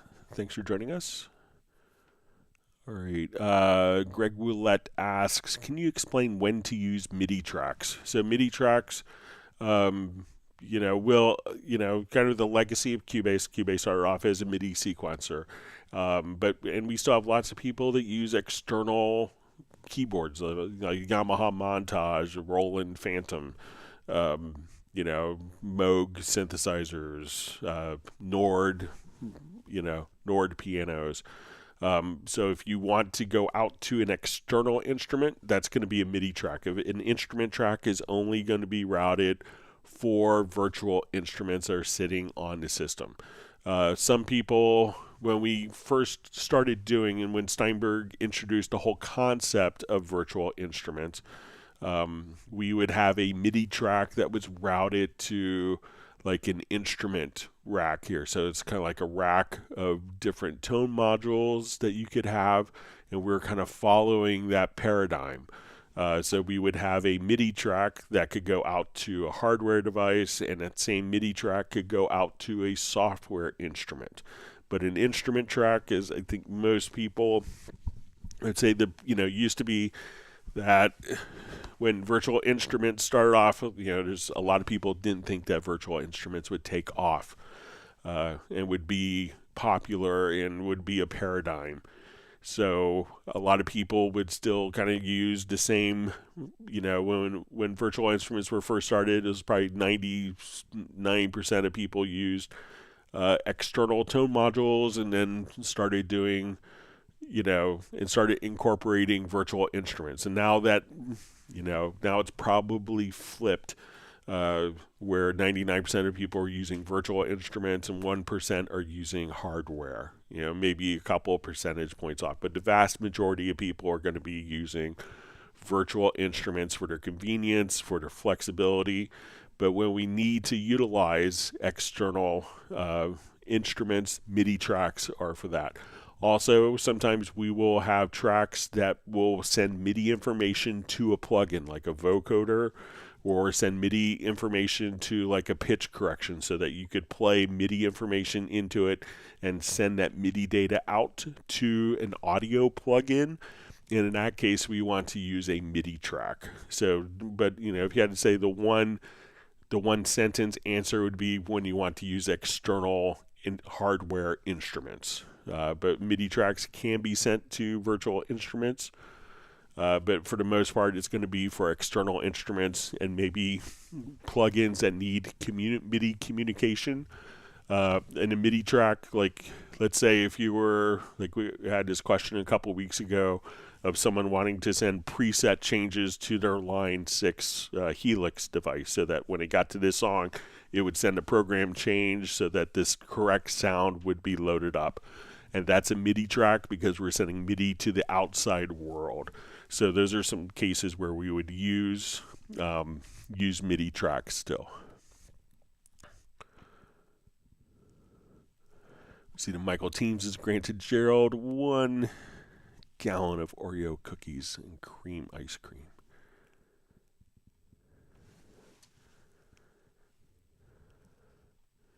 All right, so we have Stefan checking in from Sweden.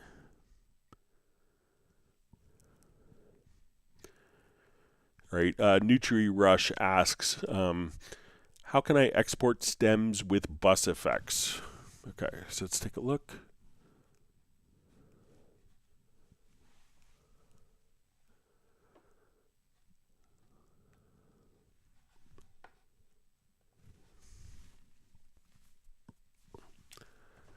Okay, I'll revert this project here.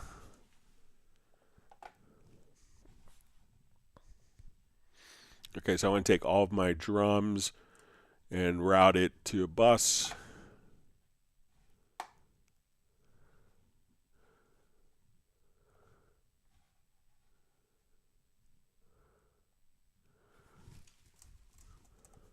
And we'll put just a monster compressor on it. All right, so let's say we want to do this. Okay, so on my drum bus,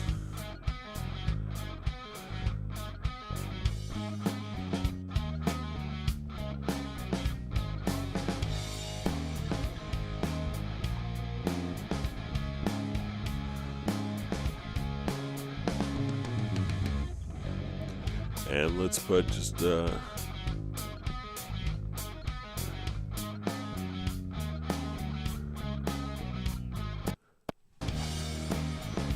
just like a little bit of imager on the highs here.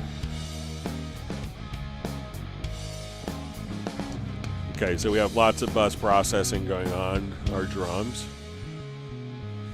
All right, so I'm going to take just a small section here.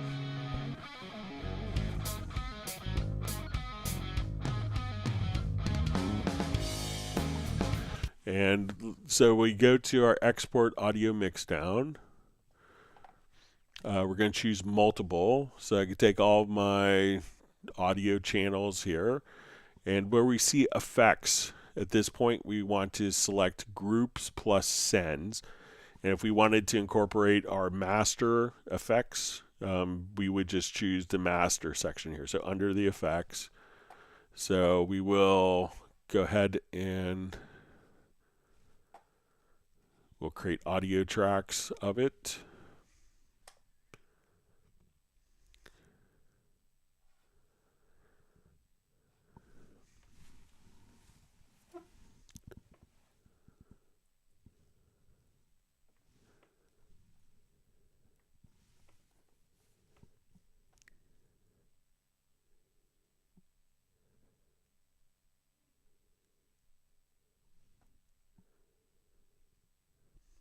So just render all the files out. And since we're running them through a stereo group, all the tracks will be stereo that were mono.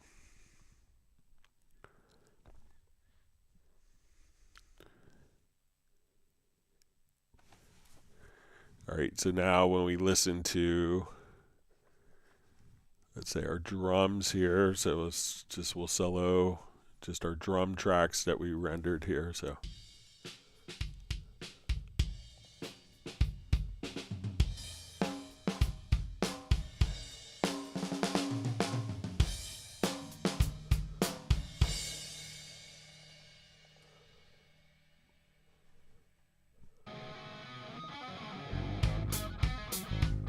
all of the processing has been rendered. So all of our group effects, all of our, if we're using send effects on it as well, those would all be included. So again, we would go to File, to Export, Audio Mixdown, and once you select multiple, just go to your effects section and you can choose what level of effects you want on a particular project. So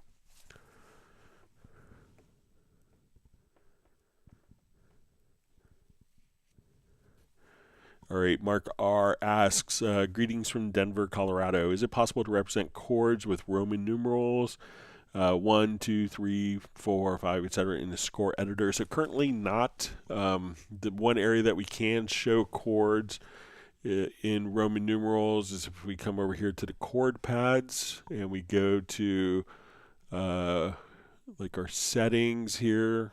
So we could come over.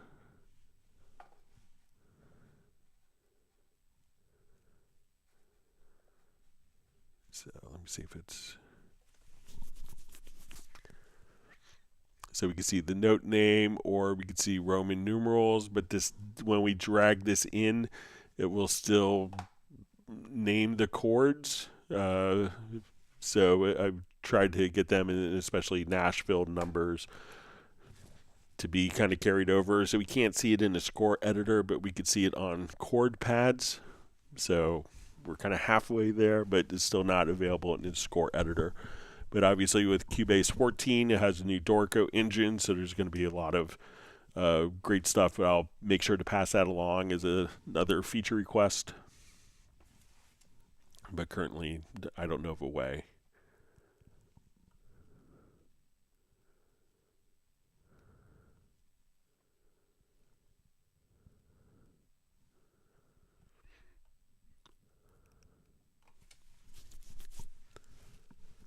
All right.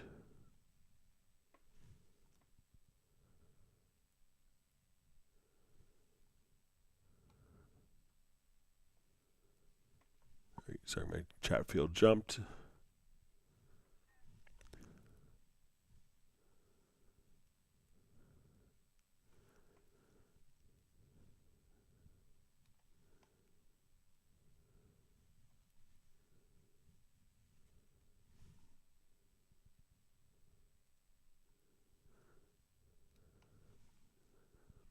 All right.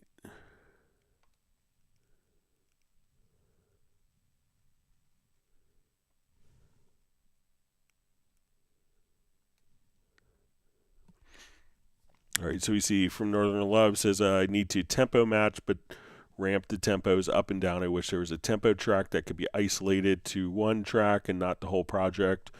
As well, allow a fade in up as opposed to the squares.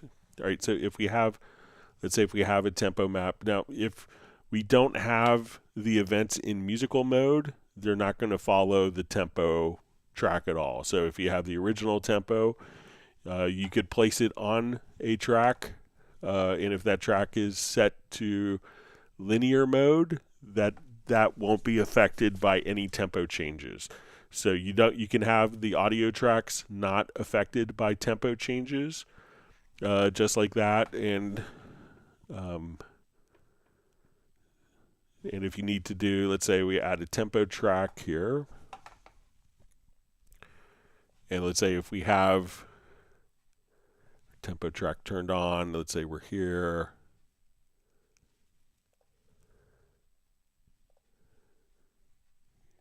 we need to get from there to there. So if you need and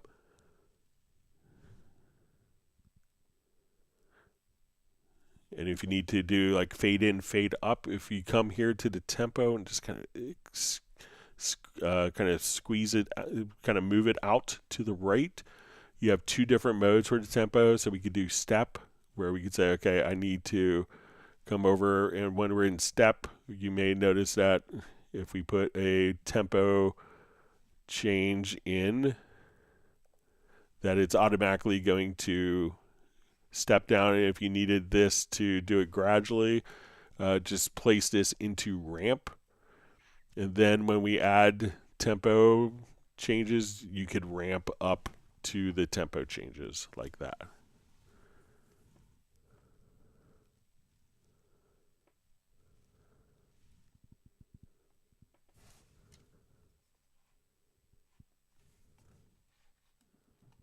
Sorry, I don't have any good DJ material.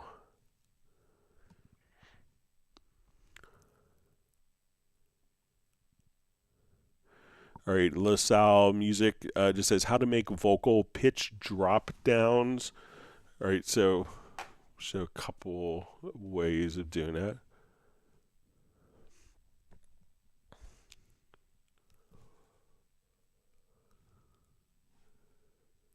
All right, let me just go to this project here.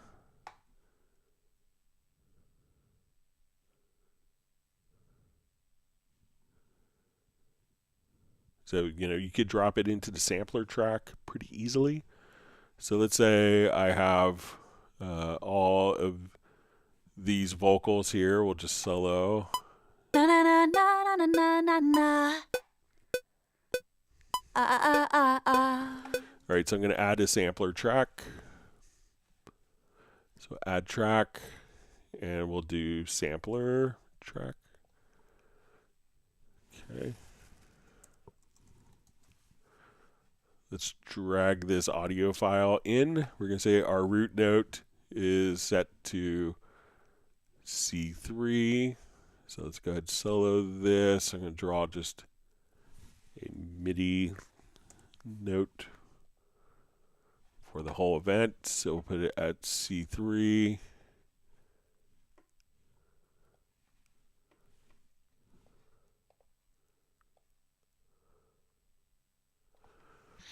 Okay, so now let's see if we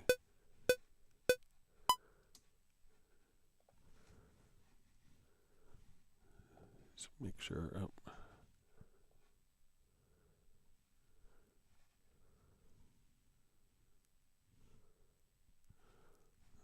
Let's see if it.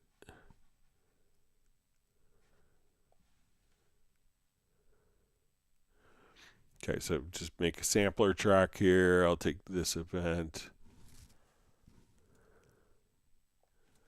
And then if you want to just set your pitch bend range here, so let's say we want to set it to an octave. I started inside. And then if we wanted to audio warp, What dimension now? and just you could automate draw and pitch bend. In the air. And keep it at the same speed if you want, or if you want to speed up. In the air.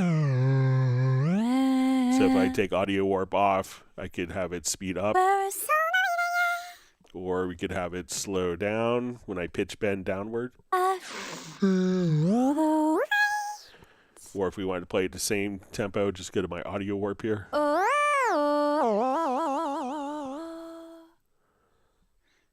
So again, just...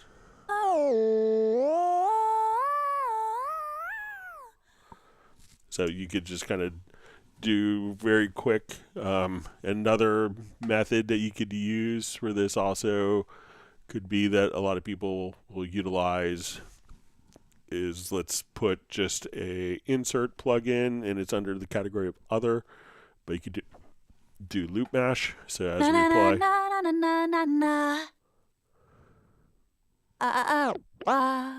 so we could say, okay, let's make this. I still lose. So what dimension am I in? So we can slow it down. In the air. And you could, this In is, the air. and this is an example of a plugin like where we could now add a MIDI track. Let's set its output to, and we'll come over here to sidechain into the Loop Mash FX, and now we could just play these different controls via MIDI. So as soon as we come over, let me just get my octave right. But now you could just have this track output MIDI data to this and actually play. So while you're doing your vocal drops, we could come over here and just, or if you want to do chops. I started losing so. So a couple of different approaches. So, drop into a sampler track, drop the root note, and then you could do a lot of great stuff with pitch bend as well.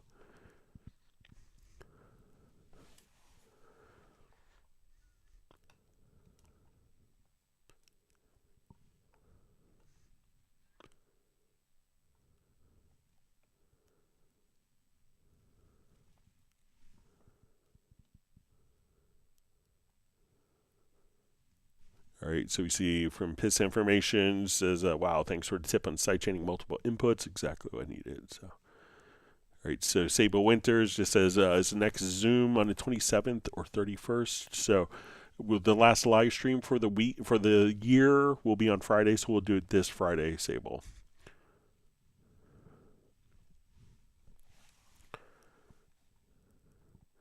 So I'll be taking a couple days off for vacation for the holidays. Hang out with my family.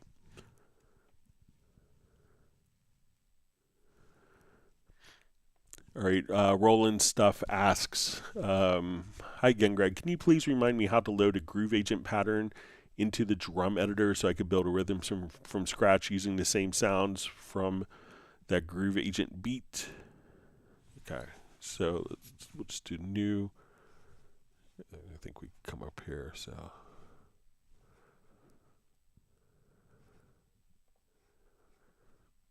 Okay.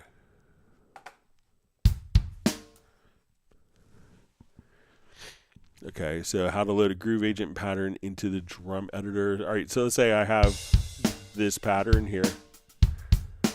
So if all you have to do is kind of a two-step process. So we could drag this to our Groove Agent track, and now we could double click, And I have this where the drum map has already been created from the instrument on this track.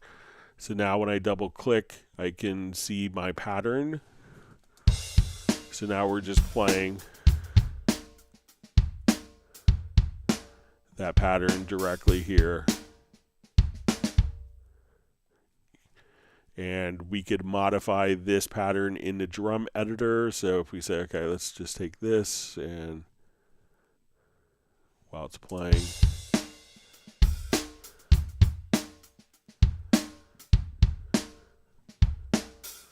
so we say, okay, let's changed our rhythmic value here to 64th notes, and now I can, draw in different values if you want. So, or if you wanted to erase notes.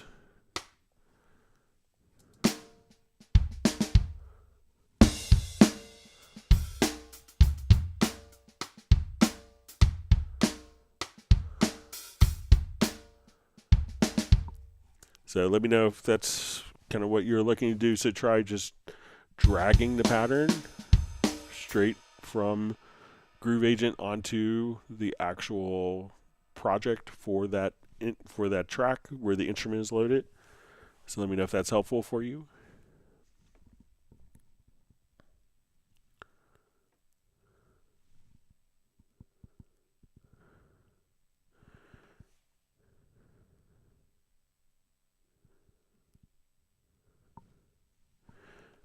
All right, so we see Northern Love just says, does the line tool work with the fade in? All right.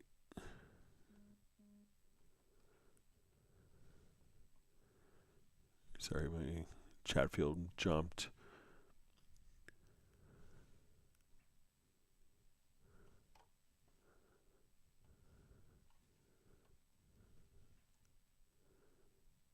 Okay, so the question is, does the line tool work like the fade in and fade out? When working with tempo, mine never lets me do smooth lines, fades. All right, so let's look at, so let's add a tempo track. We have one at the top here. Okay, so we'll turn it on here. So generally, I don't think it's the, what we need to do is just to add points here and make sure that, again, as we showed just a couple minutes ago, that you're in ramp mode. So make sure that ramp is turned on. Then when you draw in your next point, it'll just do a smooth transition like that.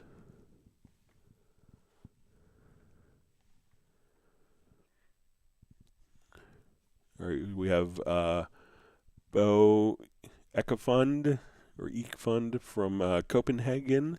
It says, keep on in 2025, please. So planning on it. So we're going to get to 500 live streams next year, hopefully. All right. You see Freediax just says, Greg, thanks for answering the previous questions. If I select a preset, I can't ever get back to a knit preset again in the effects. Example, delay, reverb, and other effects. Can you try this? Okay, so let's come over here. Let's load up delay.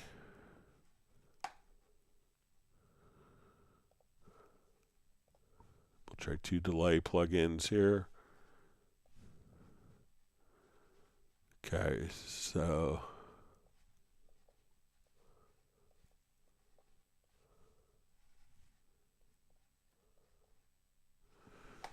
all right, so now that I come over here and just click on the different parameters, we can see that that will automatically restore to their default values. So click while holding down the control or command key. So let's say I move all of these here. That now control or command will take it to its default value when you click on it using control or command key. And let's see if these have kind of an init.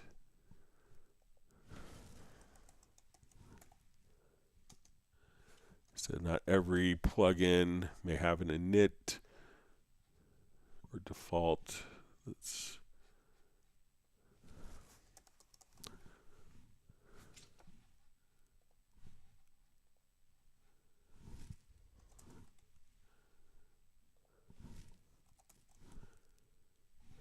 see if there's a default here.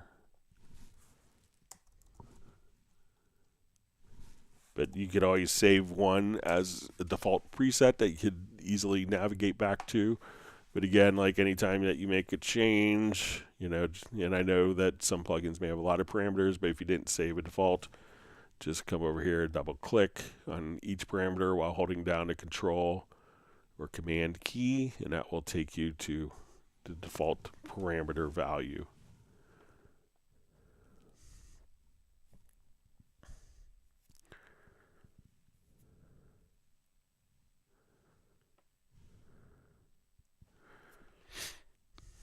All right, Northern Love asks, can a tempo track be applied to one track without affecting the whole project? All right.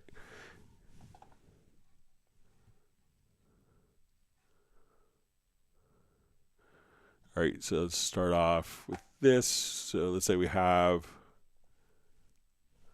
we'll go to this project.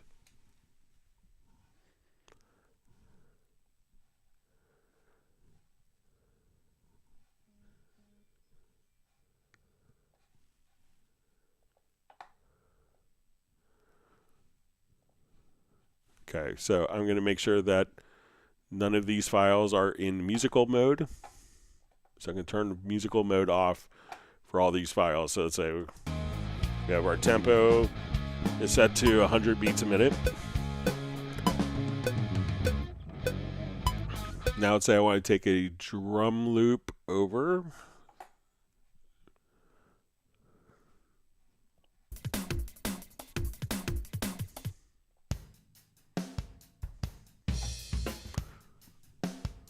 All right, so let's drag this file over. Let's start it. And I want this file to be in musical mode. Okay, so these tracks are all going to play back at 100 beats a minute. And let's see if I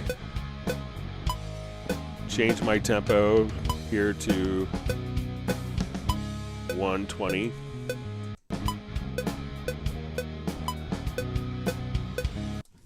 Let me just, some of these may be in musical mode still. Let me just check. All right, so all these tracks, I'm going to put them into linear mode, and we could do this all at once.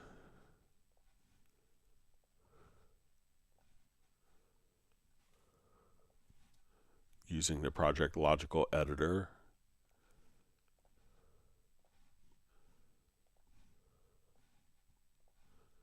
Now their positions won't be affected by tempo change.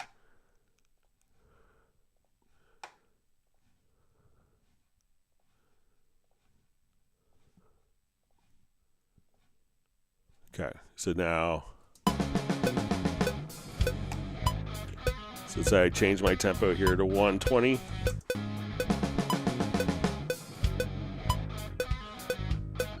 And let's say I change it to 140.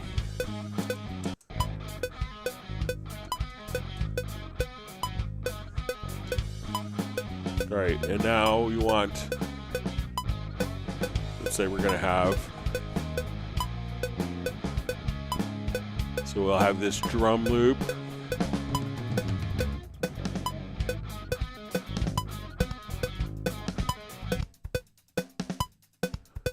This is following the tempo.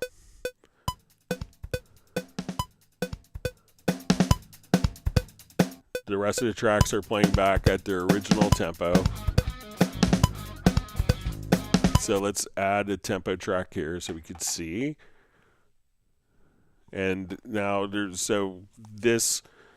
tracks aren't following the tempo because I took the tracks and put them in linear mode. So when I change the tempo, they're start values wouldn't affect. So, but this is playing right with the tempo, and that's playing different than the rest of the tracks. Now, I think there's a second part of the question. So you can see that the tempo track be applied to one track without affecting the whole project. So we saw that.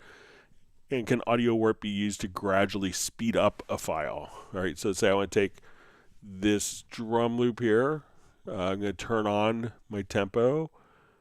And let's go ahead and just speed up the file.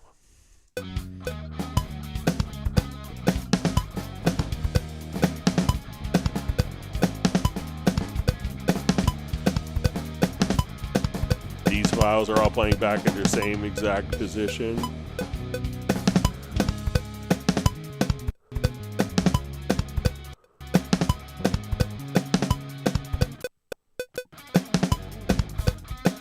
So this track is following our tempo changes and the tempo.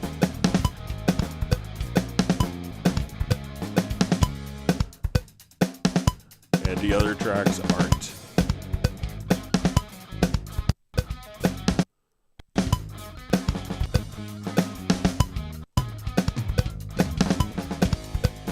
So this track is the only one that's following our tempo changes, which could be sped up and slowed down.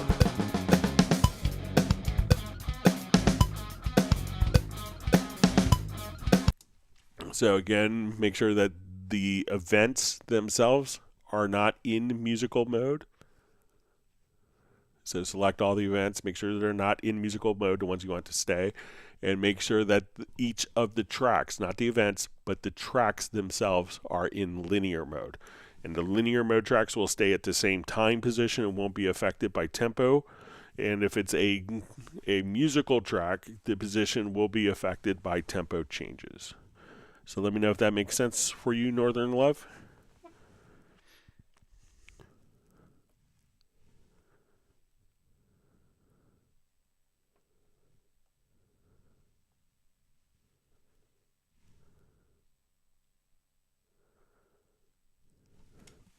All right, so we see Avli Music Production. It says, hi, Greg. Is there a way to make Cubase IC Pro get its layout and configuration from Cubase? So when you use other tablets with it, it'll look the same. So I think that all the configuration information is actually stored not in Cubase, but it's stored in the tablet. So it's stored in Cubase IC Pro, so the setup was done there. So it's not actually, it's communicating with Cubase, but it's kind of not necessarily getting all of the configuration information from Cubase. So I'm inclined to say no. All right. Wonderful to see Michael Pierce on. Who's wishing a good evening to everyone and hoping that everyone is safe, well, and having a great week.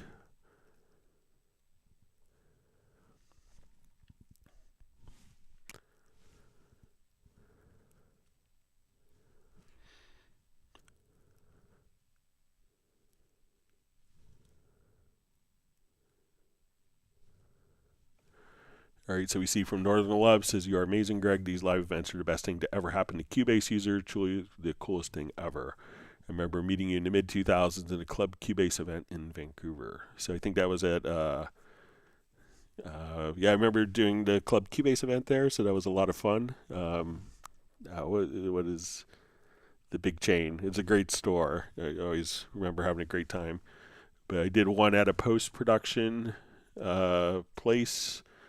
Did a seminar there, but I did the other one at Long McQuaid, which I always love going to. One of my favorite stores to get to.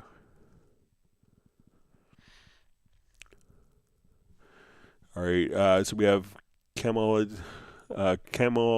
Singh. Hello, how to control metronome volume on a fader?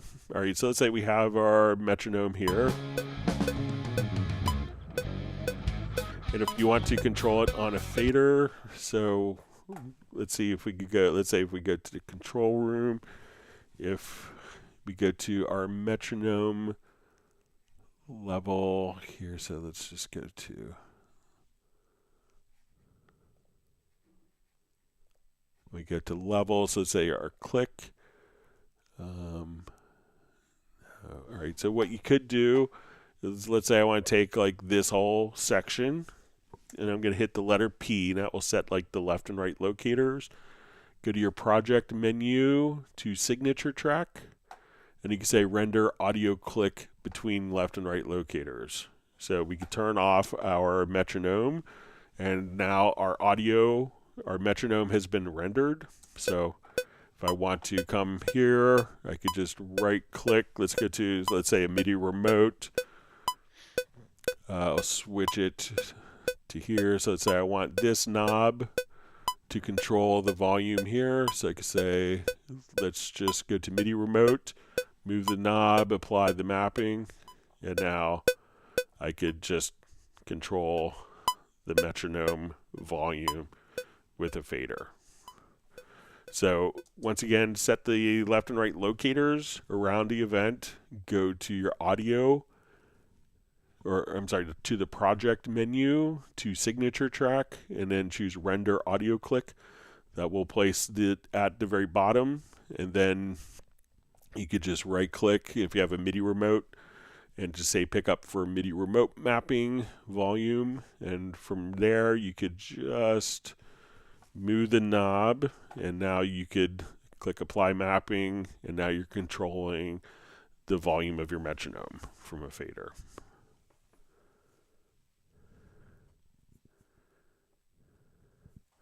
All right, Al Bulger says, is Loop Mash still stock? So the Loop Mash VST instrument was discontinued, but the Loop Mash FX is still included. So the instrument was discontinued with version 13, but it is version, it might have been version 12, or I think it was 13, or no, it was, I think, version 12 was discontinued. There are some workarounds if you're on a Windows platform to get around that, but the Loop Mash FX, you would see it under the category in inserts in the Steinberg under other, and you can see the Loop Mash FX, but the instrument was discontinued.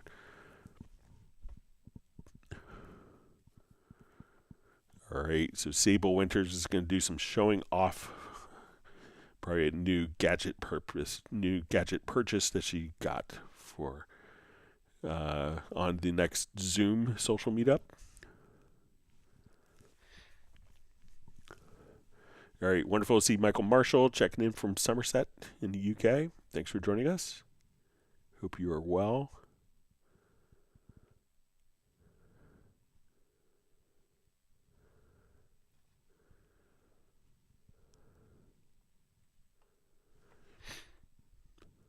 Okay, sorry, my chat field jumped.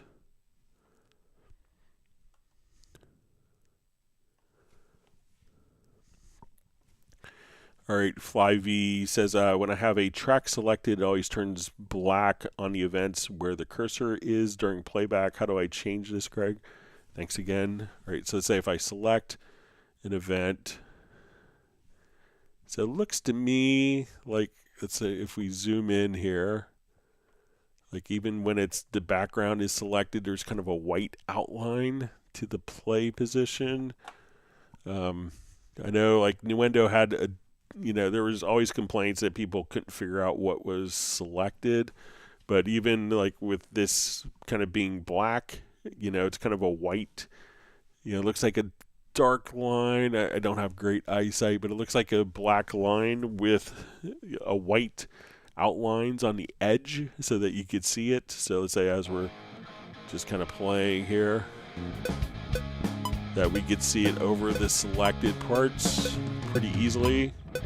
I know that Nuendo had like selections, and a lot of people grew very fond of them where it would be outlined in red, and they changed it as a preference for Nuendo users, but I don't think it's, since that option wasn't in Cubase, that we could do that. But let's take a quick look.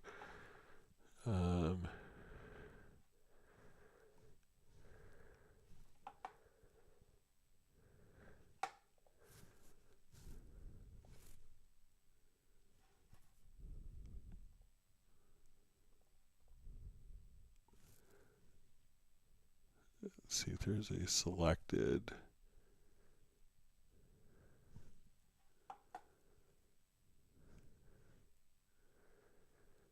Yeah, so I think, I'm not sure if that could be changed, but I know that some of the Nuendo guys were upset that they lost their outlines and felt that it was more subtle. But let me know if you see, or if other people don't see kind of the white outline.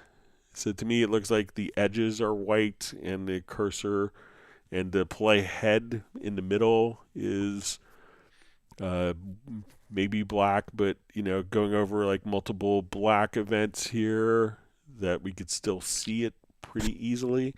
But let me know if other people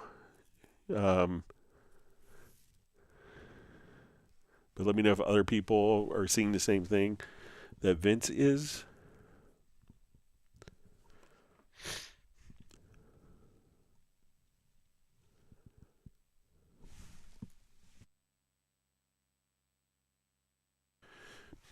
All right, so we see Eric Fox, who just says, please, Greg, is there a way to save the custom kit for the new drum machine with the project? So currently, no.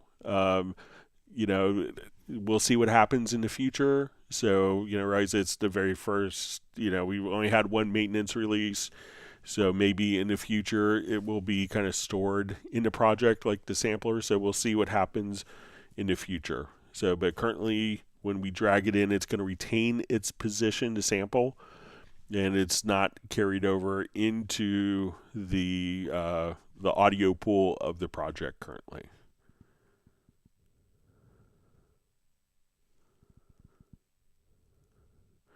All right, so we have Gothson Zaniga asks, is it possible to swap samples in a drum machine while keeping the given name?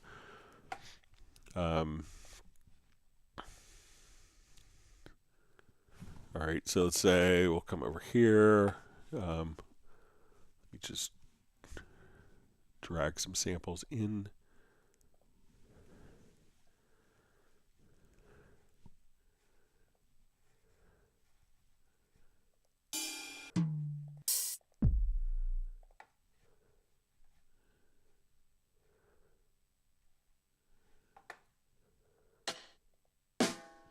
All right, so let's say we want that snare.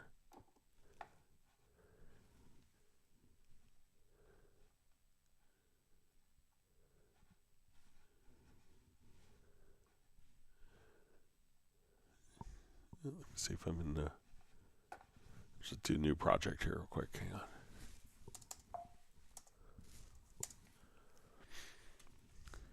Okay, so we're add drum track.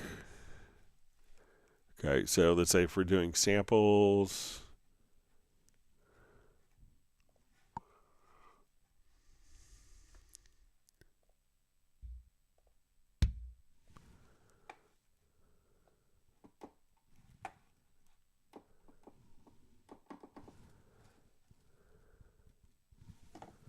Let me check.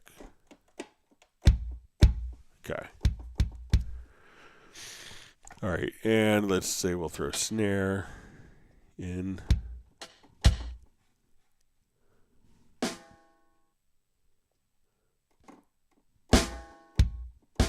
All right, so let's come over to, let's say, our editor and do like the world's worst drum program.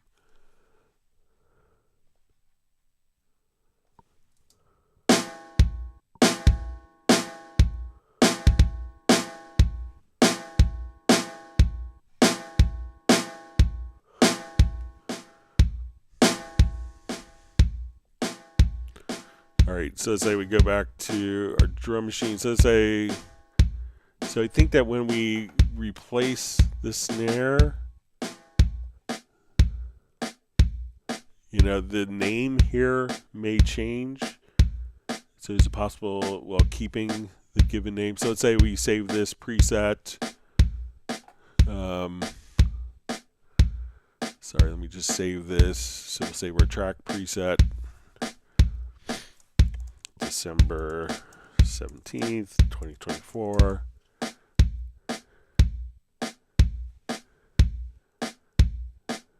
So we can see that our preset is the same.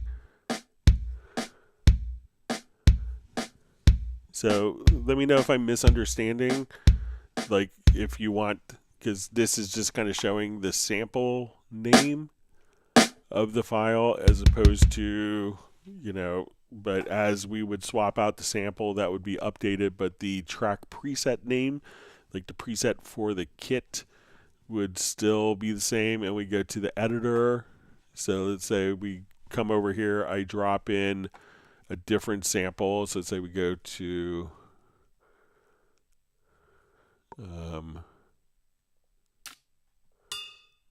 so let's say I put that in, that name is automatically updated in the pattern editor for the track. So, but let me know if you want this sample to be renamed on the drum machine pad. If you could let me know that, Gothson, that would be helpful, or Gothson.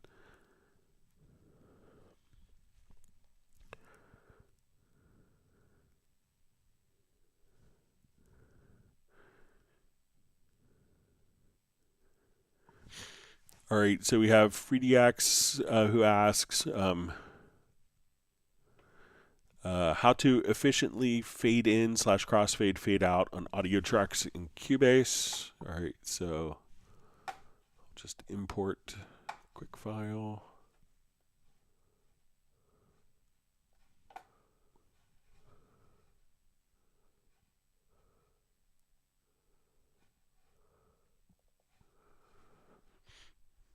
Okay, so I'll just... Okay, so let's take a look at doing fades here. So let's say, okay, I want to fade this particular file in. Just drop the volume there. And I'll not have the drums play. Okay, so let's say I want to do a fade. So I would just grab the top handle here. So let's say, and now we can... So again, we can always, for fade in and fade out, we could just kind of grab the handles here on the top edge. If I wanted that to maybe go for a couple, like a little longer.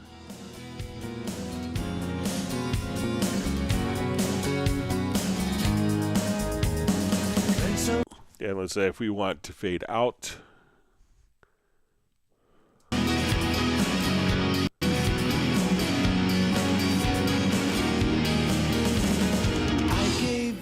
my lucky number. All right, so let's say we have our guitar going, and I would just maybe do like a fade out of the guitar part during solo here.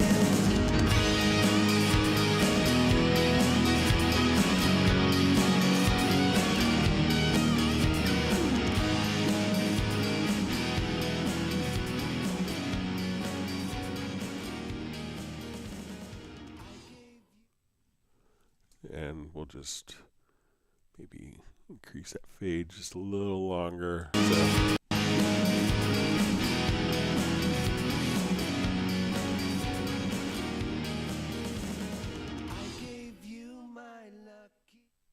So, and let's say if we want to do a crossfade, so let's say as we're... Well, the beautiful people refuse to believe it's a crime.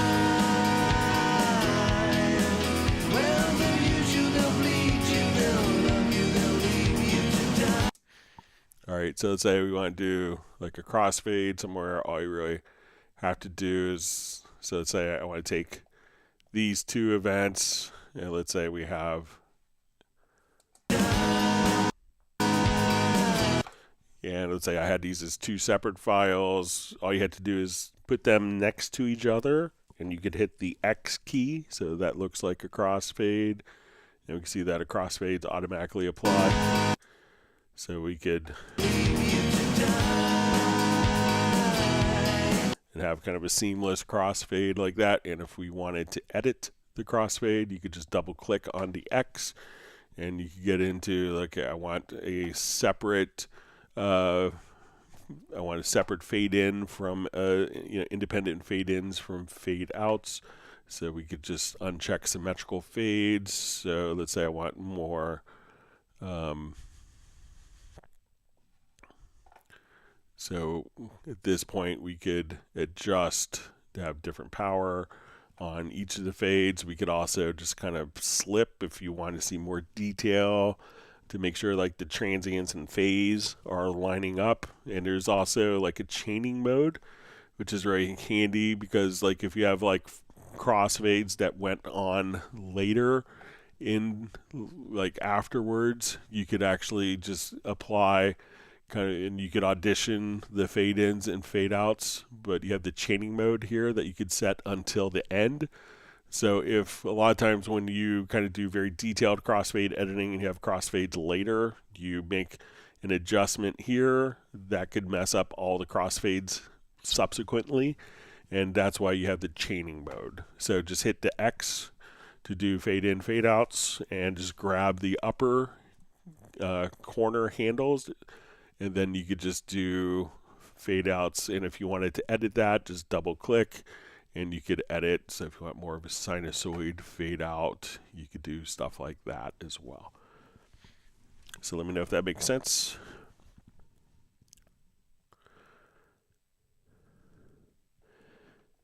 All right, Achilles asks, Cubase 14 Pro, is it possible to change in preferences how sensitive the volume fader will be?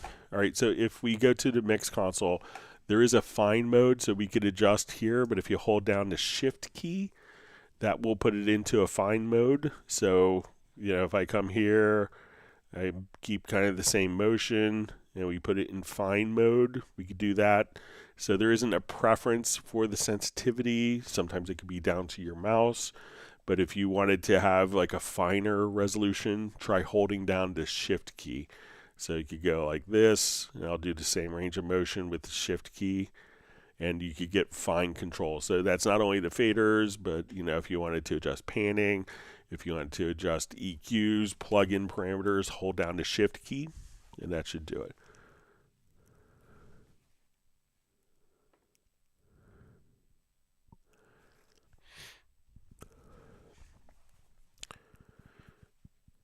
All right, so we see from Roland stuff, says, thanks Greg, yes, that was really helpful, showing how to load the groove agent pattern into the drum editor. Does the same apply for loading the pattern sounds from the into the drum machine? So the drum machine itself is just like a tone generator, if you will. So let's say if I wanted to come over, so we could add a drum machine track. So let's say we add a drum track, we could choose to add it as a MIDI part if we wanted to. Most of the time when we do it, it's going to be added as a pattern event. So let's come over here, and I have, let's say, a pattern. So we go to our pattern editor, and if I wanted the pattern editor, so let's say I will roll the dice here, come up with my new amazing drum beat.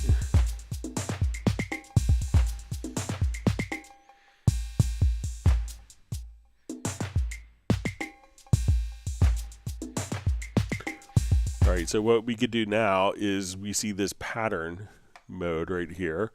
So what I'm going to do is just drag this out to my timeline. And now we could just have that pattern automatically, and we could edit it. Like, so if we create a new pattern, so let's say, okay, let's add a secondary pattern. Let's add, do a new pattern again. Let's add a third pattern. I could say, let's come over here. I want pattern 1, go into pattern 3 to pattern 2 to pattern 3 to pattern 1. So now we could just play.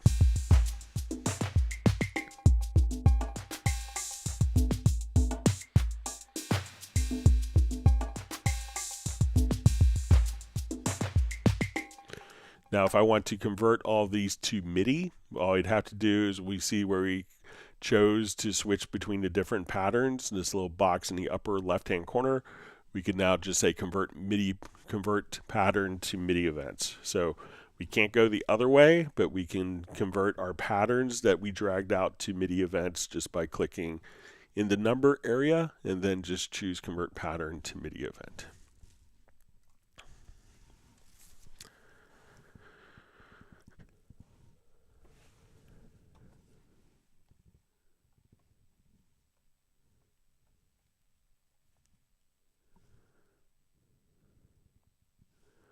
Yeah, and I'll point out another thing that Michael Pierce just mentioned about the range selection with the tool. So if we wanted to take like just a range and I come here and I say A, that we could have kind of automatic fade ins and fade outs to that particular range. So if you say, okay, this is the main part of my song, I want to fade in, fade out there, hit the letter A, it's adjust to range, and then you could just do fade ins like that. Thanks for reminding me of that, Michael Pierce, for alleviating my brain cramp and pointing out a great feature.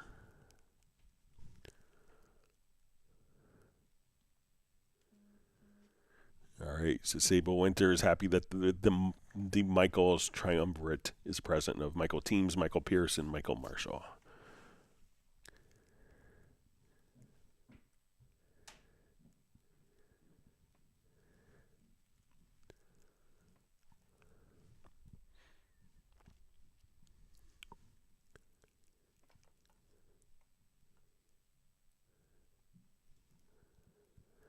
All right.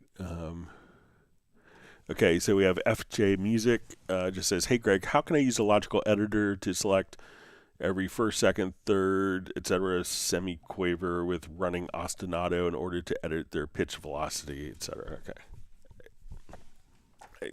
I never remember what a crotchet versus a quaver versus a semi-quaver, but I think we can get it going.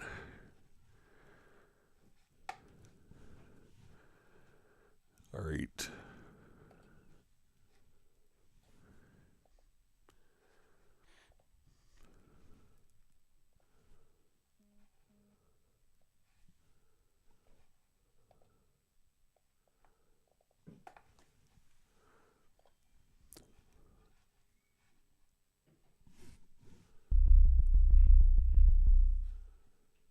Okay, so let's say we have a bunch of 16th notes in our project here. Let me just...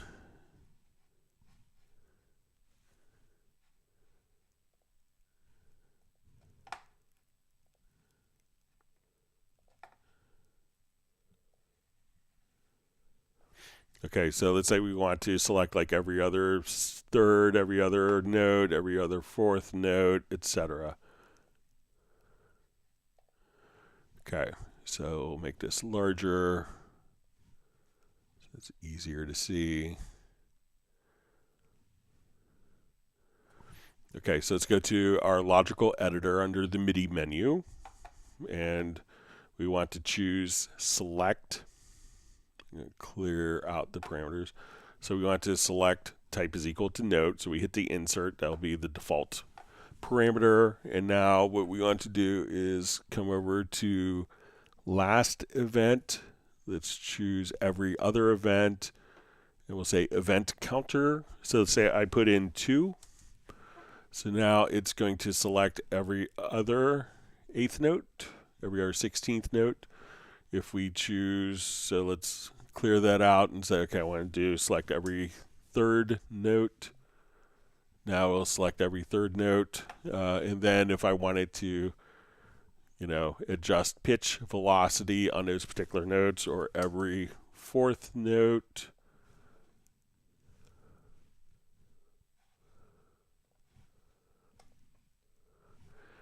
So now let's say we'll go back to every other note.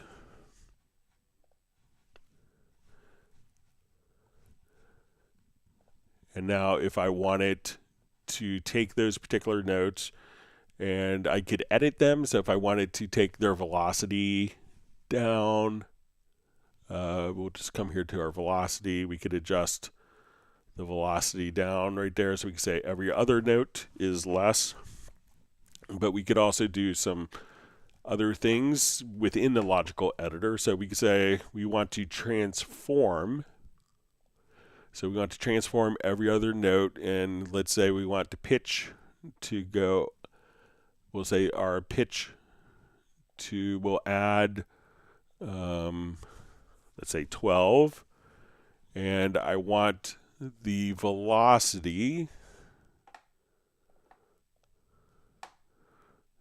to subtract 40. Okay. So now when I come here, I hit apply. If I did this correctly, we can see that every other note is was knocked up an octave. And I'll just do this with none selected. And we could also specify the pitch if we want. Let me just get rid of this note. So every other note will go up an octave, and their velocity will be decreased by 40. So we could do that all within a logical editor preset as well. So if I just want to take every other note and decrease the velocity by 40, so we'll say subtract 40. So now I'll just come here. Now every other note, the velocity went down by 40. So those are a couple cool things you can do with the logical editor. Let me know if that makes sense and is what you wanted to see.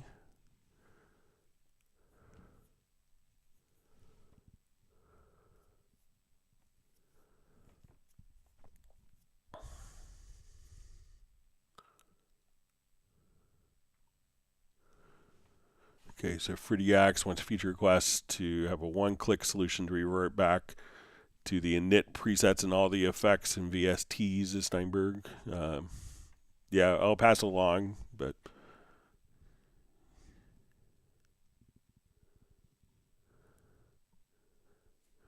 all right. So we say Al Bolger, just saying thank you, Greg. All right.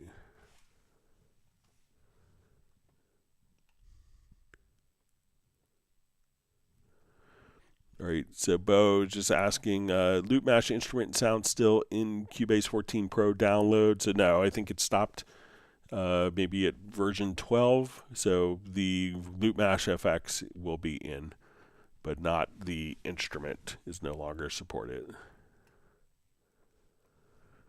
Cyclops is saying hello from Finland. He managed to forget this again. Hope you haven't missed anything magical.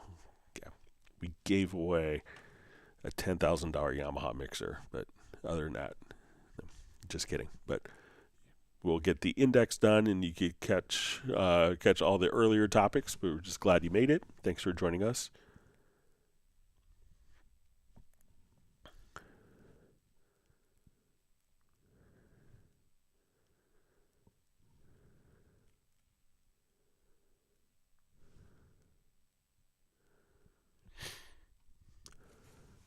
All right, so we have a question from Arno in Germany. Cubase Pro, how can I hear samples from the libraries with the phones with control room enabled? Thank you. All right, so a lot of times if you're, depending on your audio interface, but what you could do if you wanted to preview with headphones and your headphones are being routed to, let's say, a different output on your audio interface, what you could do is go to your studio menu to audio connections, and when you go to your control room, we could add a phones channel. So I have a phones channel here. So let's say I want this to go out of, outputs 2 and 3. So now I could have a separate bus. So let's say I was playing mixes for clients and I wanted to look for loops in the headphones and not affect the playback for the clients and just kind of surprise them. What we could do is make sure you go to the preferences and we go to our control room and that you use the phones channel as preview channel. So make sure that that is checked, and that way you could play the project back through the normal control room settings and listen in headphones separately to like audition loops and do tuning and stuff like that if needed. So make sure that in the audio connections in the control room that you have phones added and it's going to a different output. Then in the preferences under VST control room, check use phones channel as preview channel.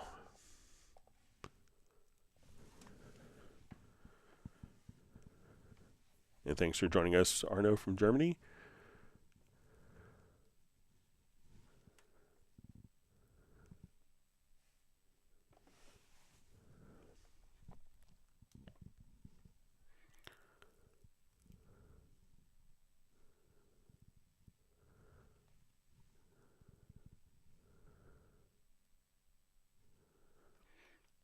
All right, so we have from Bratman Studio says, hey Greg, what's the haps for the next Zoom in the week of Christmas? So we will have our Zoom meetup on this Friday, so the 20th, and then we will pick up the live streams. I'll take a couple weeks off for vacation, and we'll pick up the live streams on January 3rd. So that'll be a Friday, January 3rd, starting at 1 p.m. U.S. Eastern Time, our normal time.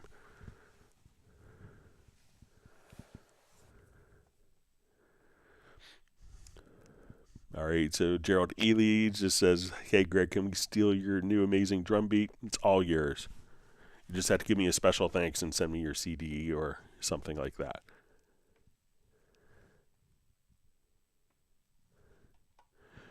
All right, Rex Effect asks, hey, Greg, how can I set my Cubase 14 Pro Max setup like yours? Transport controls at the bottom. Thanks. So it's usually just when we go over here, you'll see the setup and you'll see the transport bar at the bottom. So again, go to the setup window here in the very far right hand corner of the project window and make sure that your transport bar is turned on like that.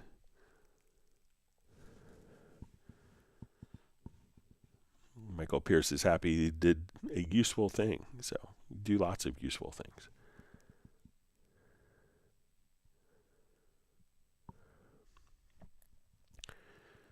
All right, so we see, hey Greg, is it possible to save a control room insert chain? I think there's some trick that we could do. So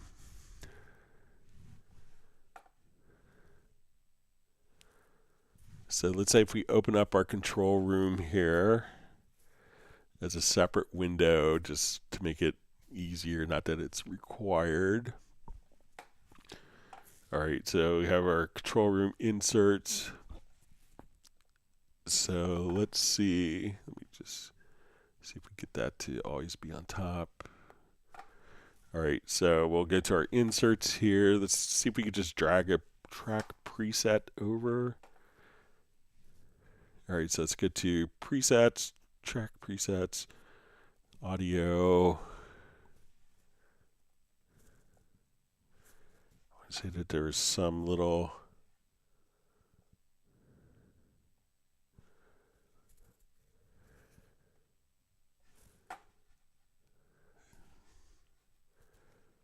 usually when you set up the inserts in a control room, they will automatically retain. Let's see if there's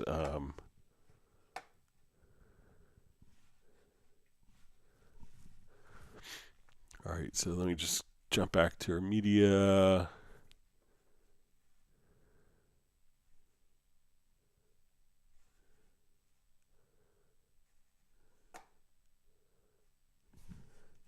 All right, so I'm going to drag.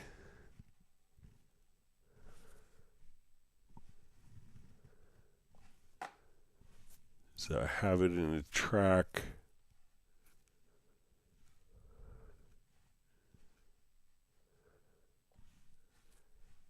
See, now we have it in track preset here. Let's see.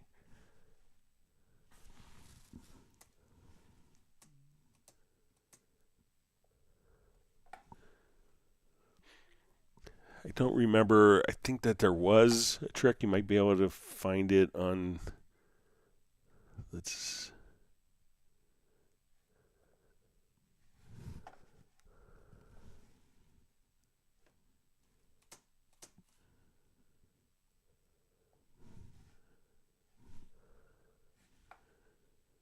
I thought that there was a trick. I may have to play around with it some more. But generally, once the plugins are in the control room, they're not tied to a particular project. So when you start the next project, those same plugins will be resident. So it's not as necessary, I think, from the development's thinking to have presets. But I think that there was some way. I'll play around with it and see if I can remember. I'll go through my documents and check out cubaseindex.com. I think the answer is in there.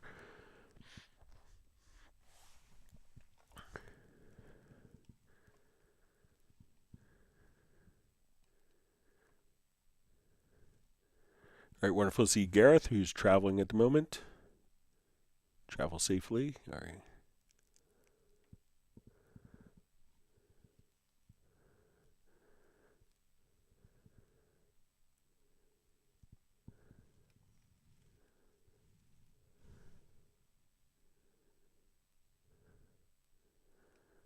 All right.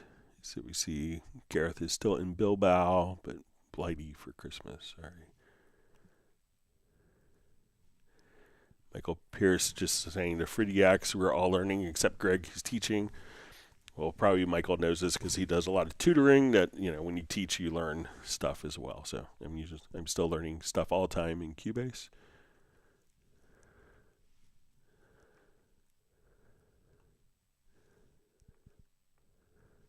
All right, we have Tiago checking in from Newcastle in the UK. So Gareth is heading back from rehearsal with a new pedal.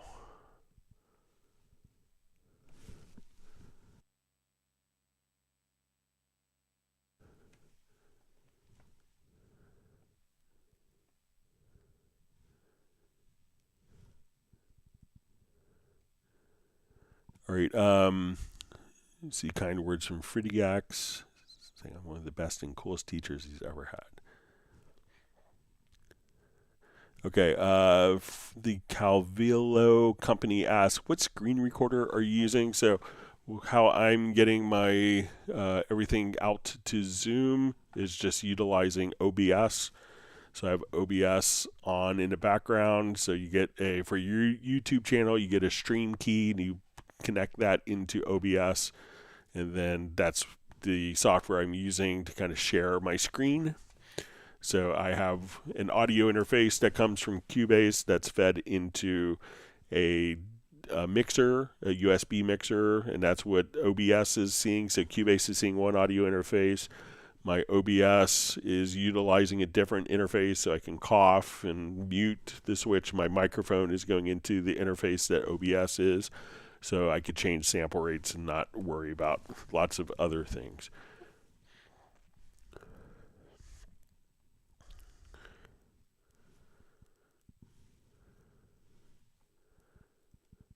See kind words from Mark Rabin, saying that we owe thanks for all the new and old attendees and many longtime live stream attendees. It says, in his opinion, this is the best thing on YouTube. I feel fortunate to be part of such a wonderful community.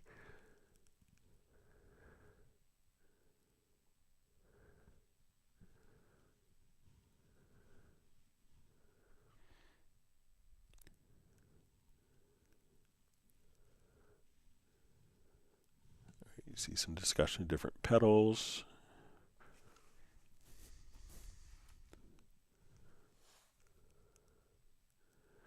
All right, so we see from Roland's stuff, thanks for running through the functions of the drum machine, Greg. Are all the loadable presets standard with Pro 14?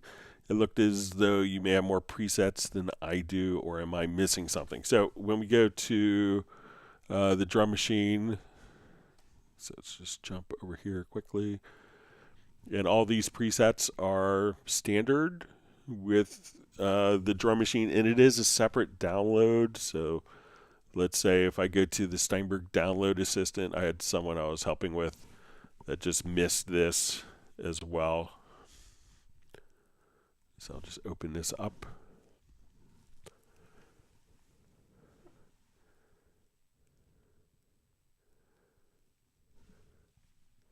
And we'll show you where to download the content for the drum machine.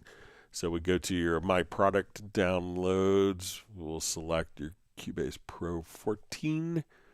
And once we see the drum machine content right here, so you could just make sure that that is installed directly there, and then you should have additional content for the drum machine. So a lot of great stuff to start playing around with. So make sure that is downloaded and installed, and then it just kind of shows up as track presets. So you could also look in case if you go to your media, I'll go home. So we'll say we go to presets, to track presets, and then you'll see drum presets, and all these are the standard ones that come with Cubase 14.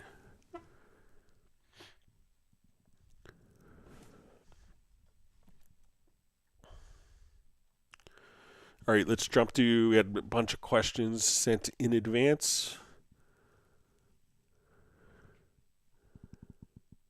Okay, let me open up a project.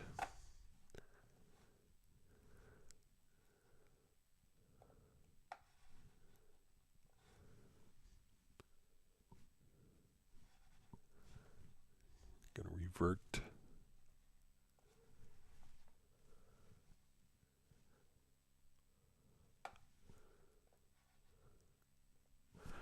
All right, so first question mailed in. I have asks, I have a project where 3 MIDI instruments are routed to a group track. I need to apply identical seamless smooth pitch automation to all 3 tracks at the same time. I ended up drawing a CC curve on the pitch wheel and copy and pasting in between those 3 tracks. How can I do that with just one time on a group track, ideally using an automation lane, please? I have Cubase, let me just have Cubase 13 Pro, so I prefer that solution would work there. In the unlikely event it only works in Cubase 14, I'd be interested to understand that as well. Okay, so let's say, when we route instruments to a group track, we can think of the group track as just doing audio. So that way we could, if I want to take like this one part that had lots of pitch shifting, that had lots of pitch bend data, it's not going to be the data, it's just the audio that's being processed, and we can move one fader and control the volume of all these instruments. But it's not going to be for editing. But so let's say if I look at this part, I have pitch bend data, I have the same part here, I don't have any pitch bend data, I don't have any pitch bend data here. All right, so if we wanted to do this, and there isn't like a way that I've found to just say, okay, I want to select these 3 parts and draw in pitch bend data, and it all gets applied to all of the parts. But I did kind of come up with a macro, so let's come over, let's get to our MIDI logical editor, and we'll go to our setup, and I think I made just a user preset of copy or select pitch bend. Okay, so I made a logical editor here to select MIDI pitch bend data. Okay, we're going to incorporate this preset within a macro. So let's come over here and let's get to our key commands, and let's look at our macro. So what I did is I just chose to, so we have this function. So again, under your action, we want to select MIDI pitch bend data. So what we're going to do is to select the MIDI pitch bend data with, so I made a macro. It's going to select that. We're going to copy that pitch bend data. I'm going to navigate downward. So I start from the top track, it goes down, and then we're going to paste the pitch bend data at origin, and then we're going to glue those events. So if I come here with this macro, which I could assign to a MIDI remote function or to my own keyboard shortcut. So if you find yourself doing this a lot, I can now come over here, and let's say I select this, and I run the macro again, and now it's copied all of the pitch bend data. So I look at this part, We can see the pitch bend. I double click. We look at this part. The pitch bend data is there. My pitch bend data is there. So this way we could take kind of the same, and this may be kind of what you're doing, but in an automated process, so that we could just come right over here and just say, okay, I want to come and run that macro, and then that would automatically copy those pitch bend values. All right, next question. Hi, Greg, I have a question. I take a guitar sample from the media bay. It's originally in C, change it to A. I slice the guitar and record a groove I like, but my song has a few chords and I want to change to G, D, etc. Every slice has its own pitch, so changing the pitch is not helping here. Is there a quick way to do it? All right, so let's take a look at our guitar recording here. All right, so let's say we have, we listen to a guitar part here. And let's see if we...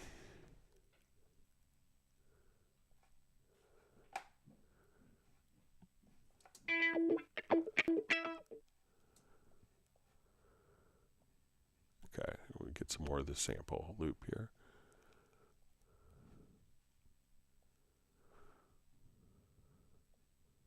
Okay, so let's say we have this loop here. All right, now, so let's say I want to take it to a sampler track. Okay, so I'm going to open up my sampler track.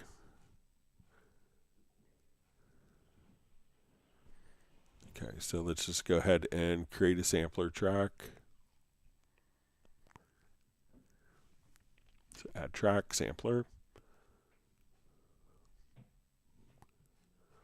Okay, so I'm going to drag this file right there, and I'm going to now kind of just create the slices. So we're going to slice the audio here so that each slice is going to be on its own.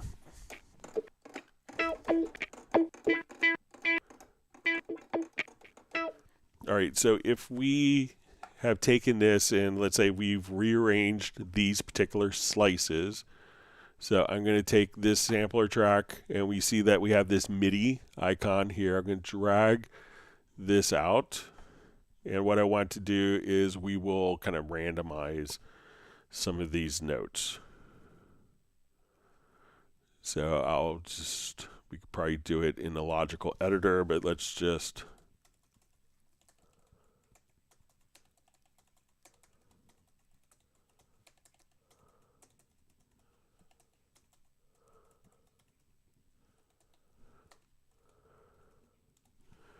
All right, so now when we listen to this, we'll see if this makes any musical sense whatsoever.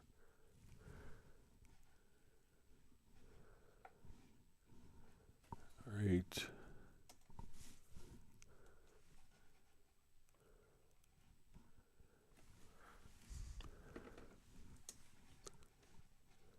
All right, we'll make sure this is going to the right.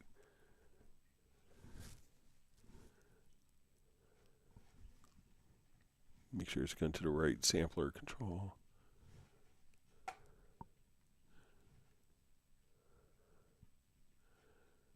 Okay, here, put it to the wrong track. Sorry about that.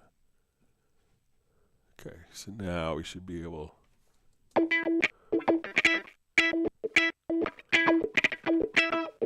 All right, so let's say now that I've taken that, so I'm just going to go to a new sampler track, and I think I could just drag this right over. Let's see if we can do it from the sampler track itself. Maybe not. Okay, so let's undo that. So I'm going to render this. So we'll go to edit, and I'll render in place. So let's take...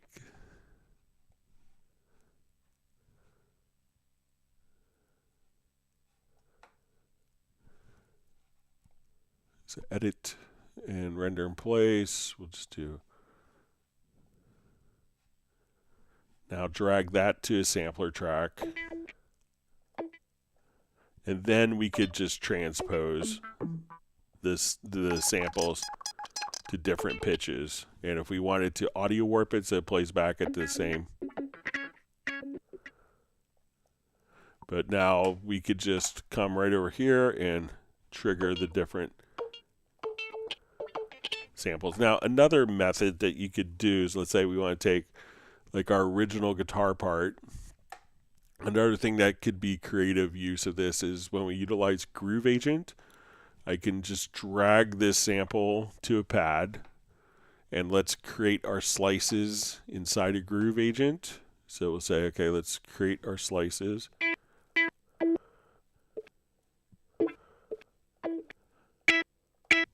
And if I want, I could go to the pitch tab and I could just say, okay, let's take this one pad here and let's knock it down in pitch.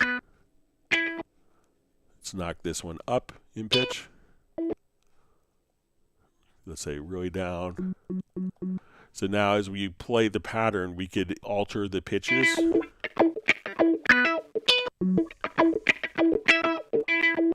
So that way we could take kind of the individual slices here and be able to take these and let's say, okay,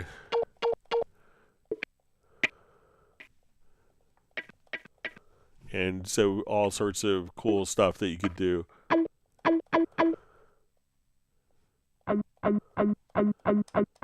And let's say if I want that to do a quick envelope as well, I could just kind of, we'll do a faster envelope here. So now as we play our original pattern,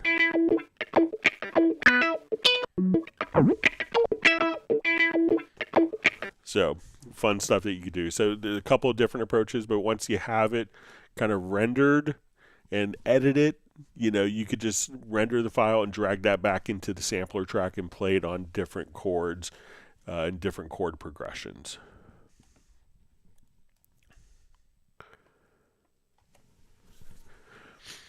All right, next question. I used Cubase 12 when I imported a file in a project by dragging and dropping. The file was already used in the project. I remember being asked, the media name is in the pool. Do you want to create a new version or use the existing? For some reason now I don't get that message when I drag and drop or duplicate a file into the project window. Only if I do so in the pool window, is there a way to bring back the notification? So I think if you wanted to, if you wanted the notification to be back, try going to editing to audio, and then on import files, just ask for open the options dialog box. So if we do let's do a new project here. Let's see if my mouse is just ran out of battery. Hang on a second. Just find my charging cable for my mouse.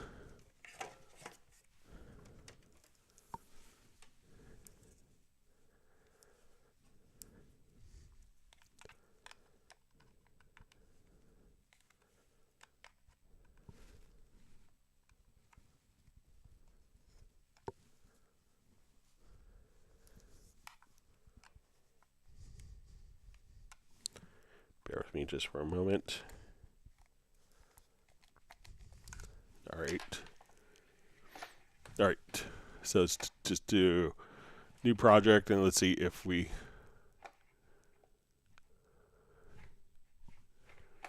come over here. Let's add a loop.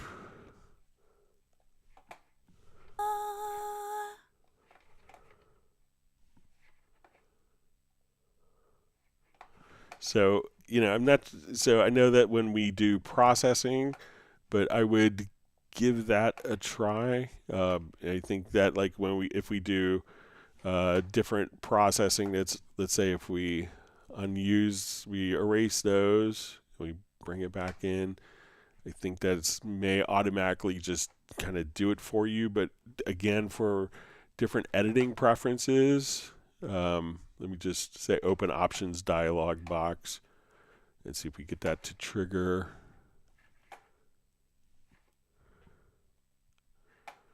So I know like when we do changes to the edits, like if you're dragging in something that's a different sample rate, but try that. But I never really found that such a useful message myself, but I understand if you're kind of used to it.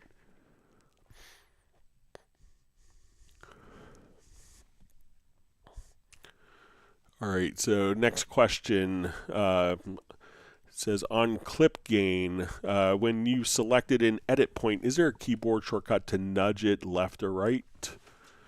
Okay, so let's look at an audio file here.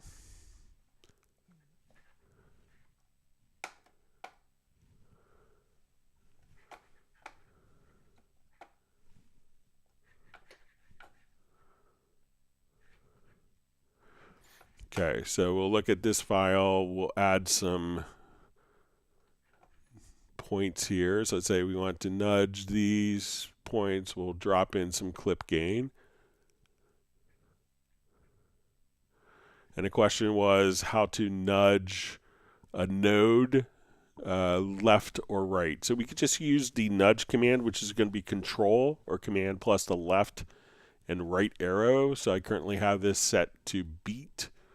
So now as I move my option, or I'm sorry, control or command plus the left and right arrow, we could nudge that node. And if we have multiple nodes here that we want to work with,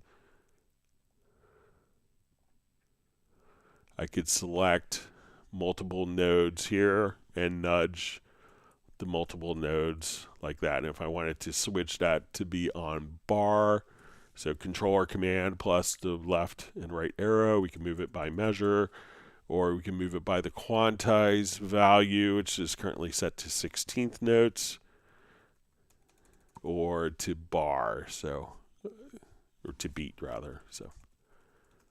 So command, control, and you select it with, by just kind of drawing around with the lasso with the pencil tool, and then you could nudge accordingly. All right, so we see question, how come even though several of my third-party plugins promise to protect against true peaks overload, when inserted as the last insert slot on the master bus, Cubase still says that I'm true peak overloading? So depending on the actual plugin, so there's a lot sometimes overloading that could happen in between samples. So some limiters will have inter-sample support and some don't. So if it goes if the peak is between the sample resolution, then those plugins may not catch it. But it's not necessarily a Cubase function. But you could check with those particular plugin developers as well. All right, so clip gain question. When selecting a range and wanting to make it silent, how do you drag it to -infinity fast? All right, so I wouldn't necessarily drag for the clip gain to make something silent. I would just select the range, and I think it's Alt or Option plus the letter M, and that would automatically mute that range. So that way you could just come over here and do that, and if you want to unmute it, you could just choose to click, and then you don't have to drag the clip gain up afterwards. So just try to select the particular range and Alt or Option plus M, and then if you select it again, you could unmute it with the same keyboard shortcut. So it's now muted. I could come here, Alt or Option plus M. So if we select that range with the selection tool, Alt or Option plus M, we could unmute and make a change if needed. So instead of dragging it all the way down, consider muting the range that you selected. All right, let's go to our next question here. So let's say we have some different sources here. Let me just...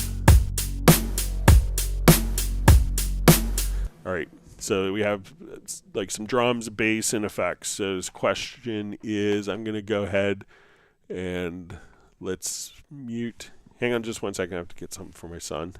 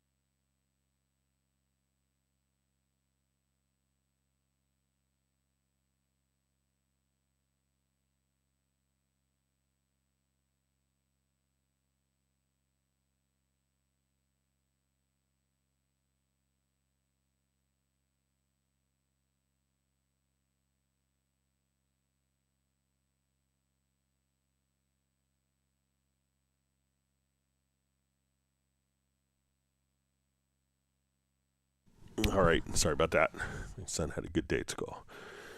Okay, so the question is, let's say I have 3 audio tracks going to the same group with track 3 muted. So let's say we're going to mute this track, the bass.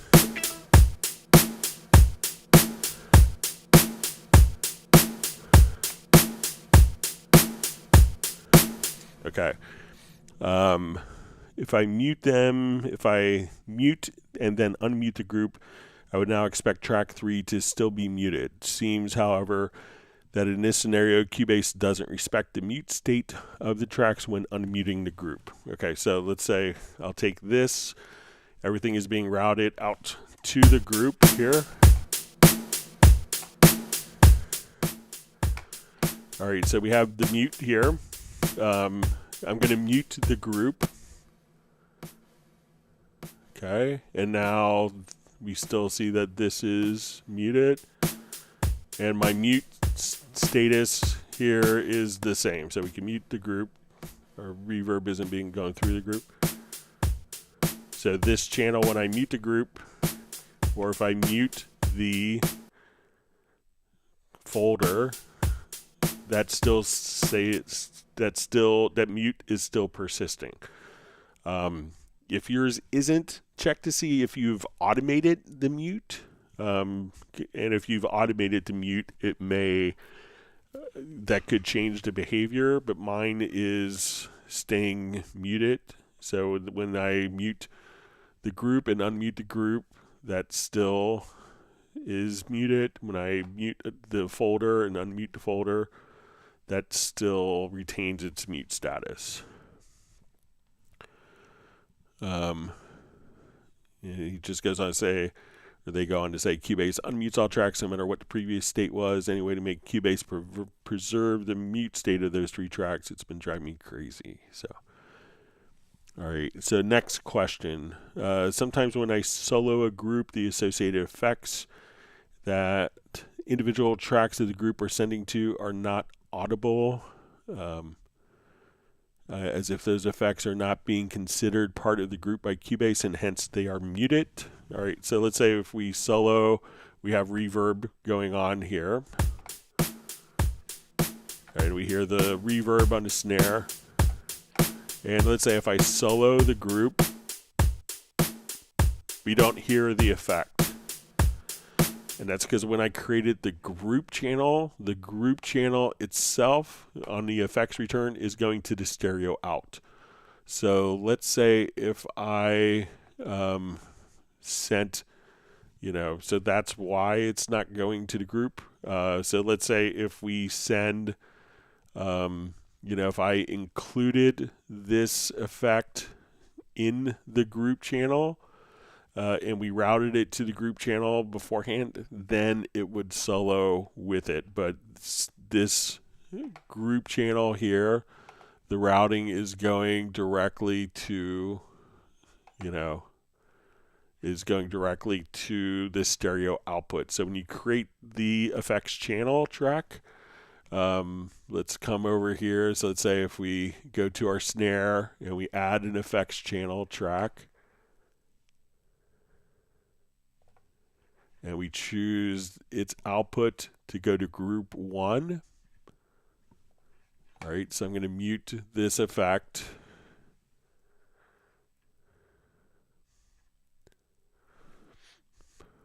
All right, so now when we jump over,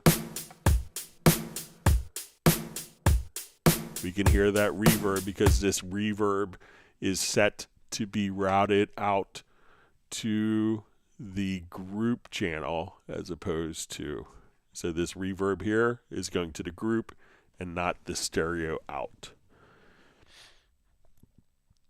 All right, so we had a question. When will Cubase get smooth scrolling everywhere on Mac? It's still missing on Mixer Windows. So I haven't had any issues, and my Mac is 2.5 years old now, so it's no longer like a fast. But let's say if I'm playing my project here, and I won't solo. Let's say we just play here. And we'll open up the mixer. So when I scroll here, it seems pretty fast scrolling for me and responsive. You know, nothing about that would bother me for, you know, however many channels that I have going on. So it seems okay, but let me know if it's bothering, if for other people, if it's bothering them. All right, next question. When will Cubase on Mac support true full screen? So I kind of like the implementation. So right now I choose to hide the menu, but you know, we could think, I know some people would say it's not full screen because you have this bar, but this bar also allows you to drag the project window, which is helpful if you want to move windows across multiple screens, or if you have multiple projects open, that we could just come over here and say, okay, I like this particular project and I want this file. So having a handle, so if it's true full screen, you know, you may not be able to work as deftly when, you know, having multiple projects open and multiple plug-in windows. So, you know, when we have multiple projects, you know, I can now just come over and say, okay, I want to take this file from that project and drag and drop it to that particular project without any problem. And that's because it's not full screen and we can move and have the flexibility. So.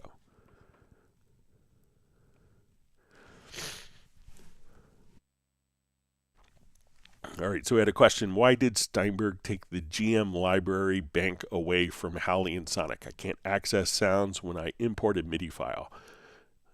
Okay, so it wasn't taken away. It's just going to be, if you go into your media bay, so let's say we go to your VST instruments, we will go to Halley and Sonic here. And then you'll see, I think it's HSE or HS Basic.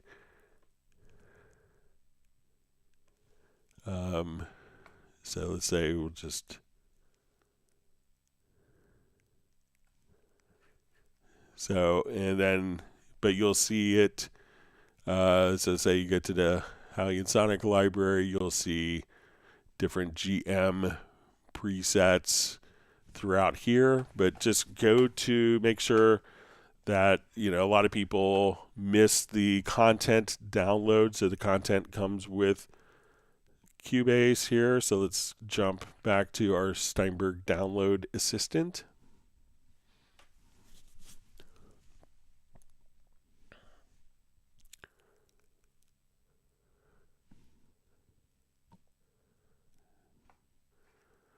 And then you'll see like the Halley and Sonic content set. So let's come over here to your Cubase download and just make sure that you have the Halley and Sonic selection content and that's installed, and then you'll see like an HS Basic, and from that point you'll see the general MIDI bank there. All right, we have a question mailed in. How can I assign the same insert to multiple tracks at once? Okay, so let's go to our MixConsole here. Let's say we have a number of audio tracks selected. I want to take these selected tracks and assign an insert. So I'm going to enable the Q-Link button right here. Let's go to our insert panel. I will choose to put in, let's say, a studio delay. And for all the selected channels, that studio delay will now be added to all of the channels just that easily. So make sure Q-Link is turned on. You could also, if it's not turned on and you're in the heat of battle, hold down the Alt or Option plus the Shift key, and now we could just come over and load up one plug-in, and it would automatically be instantiated across all of the selected channels.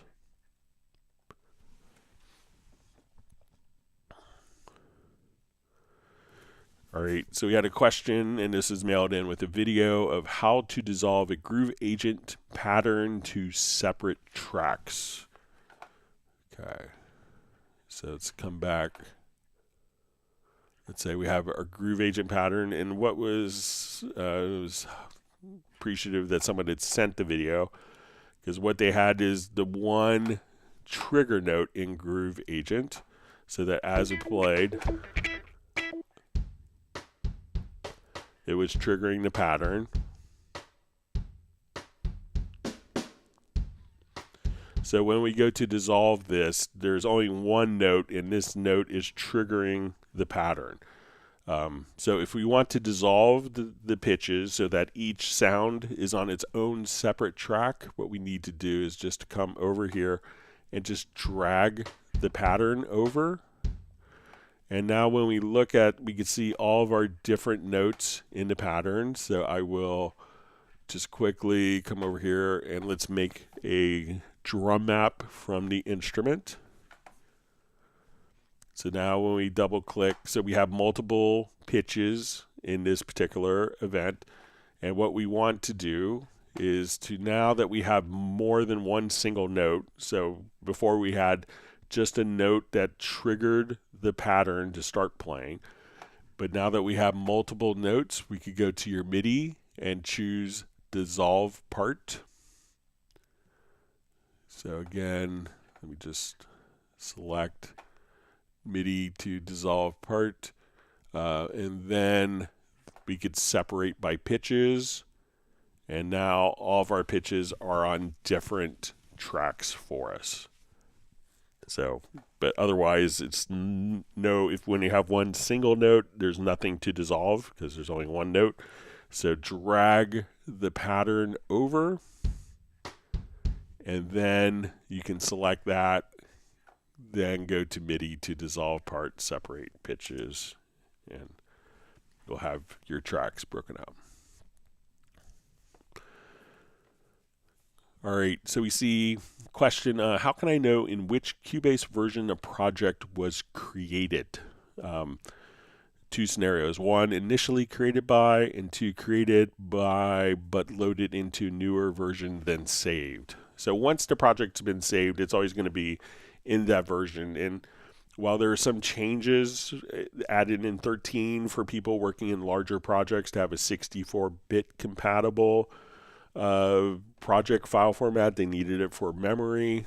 The project files themselves are fairly agnostic between the two versions, so it doesn't really matter. But sometimes, like if I come over, I think let's go to this project here, you may notice that it will say Cubase version 13.03 project.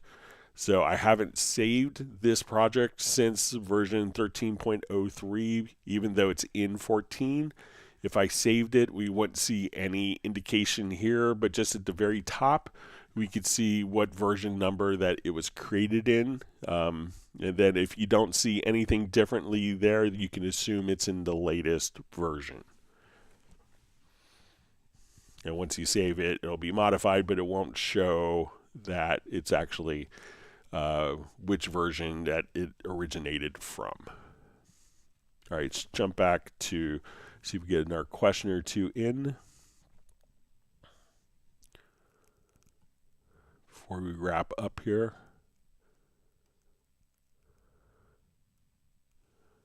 Okay.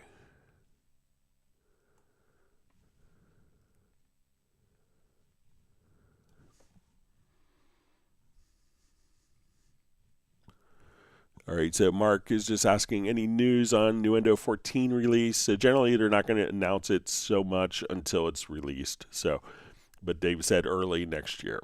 So.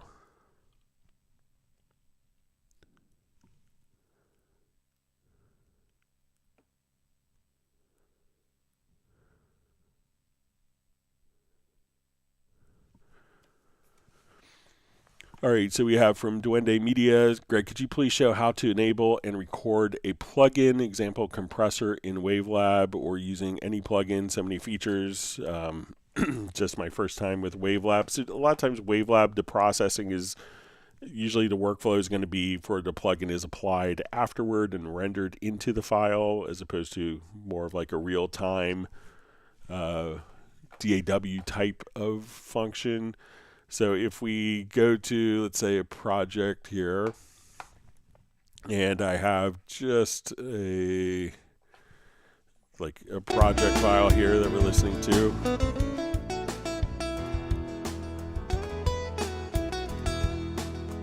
So let's say I want to apply my compression here.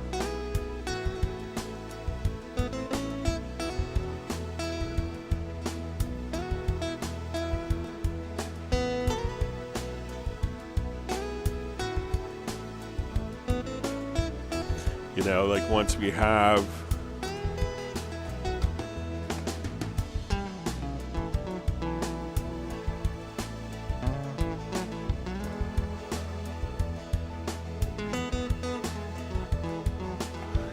what we would do is just kind of choose the render, and then if we had a selection, but we could choose to render the whole file. So that's generally how it's done, as opposed to kind of recording into Wavelab through a compressor that you would just kind of run it in the master section, or as a track on the as a track. If you have an audio montage, you could have like a clip-based track as well. All right.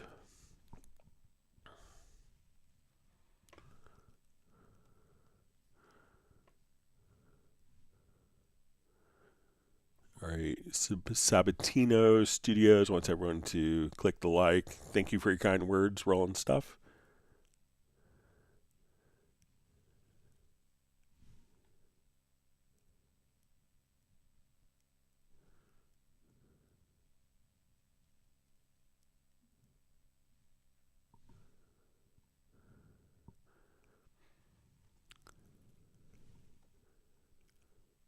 All right.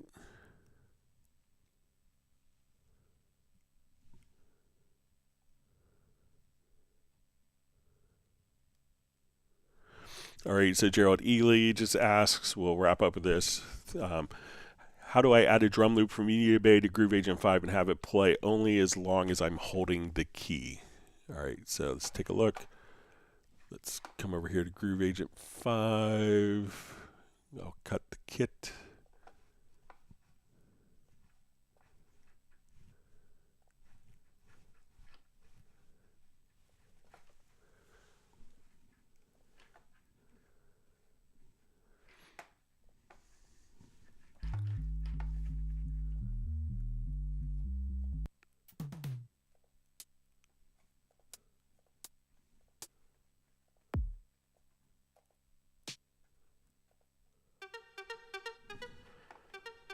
Okay, so let's come over here. I think if we... So right now it's playing through the whole sample. I think if we go to sample, we could just say, let's put it into until release. Then as soon as I let go, so go to select the pad, go to the sample tab, and you want to, it may say one shot, which will play to the end, but now we can say play until release. All right, with that, we will go ahead and wrap up. I want to thank everyone for all the great questions. We'll be back on Friday. And again, we'll have our Christmas party Zoom. Thank you for all the great comments. Thanks for all the wonderful questions. And we'll see everyone back on Friday starting at 1 p.m. U.S. Eastern Time. We'll see you then. Goodbye. Everyone, please stay safe and healthy, and we'll talk to you soon.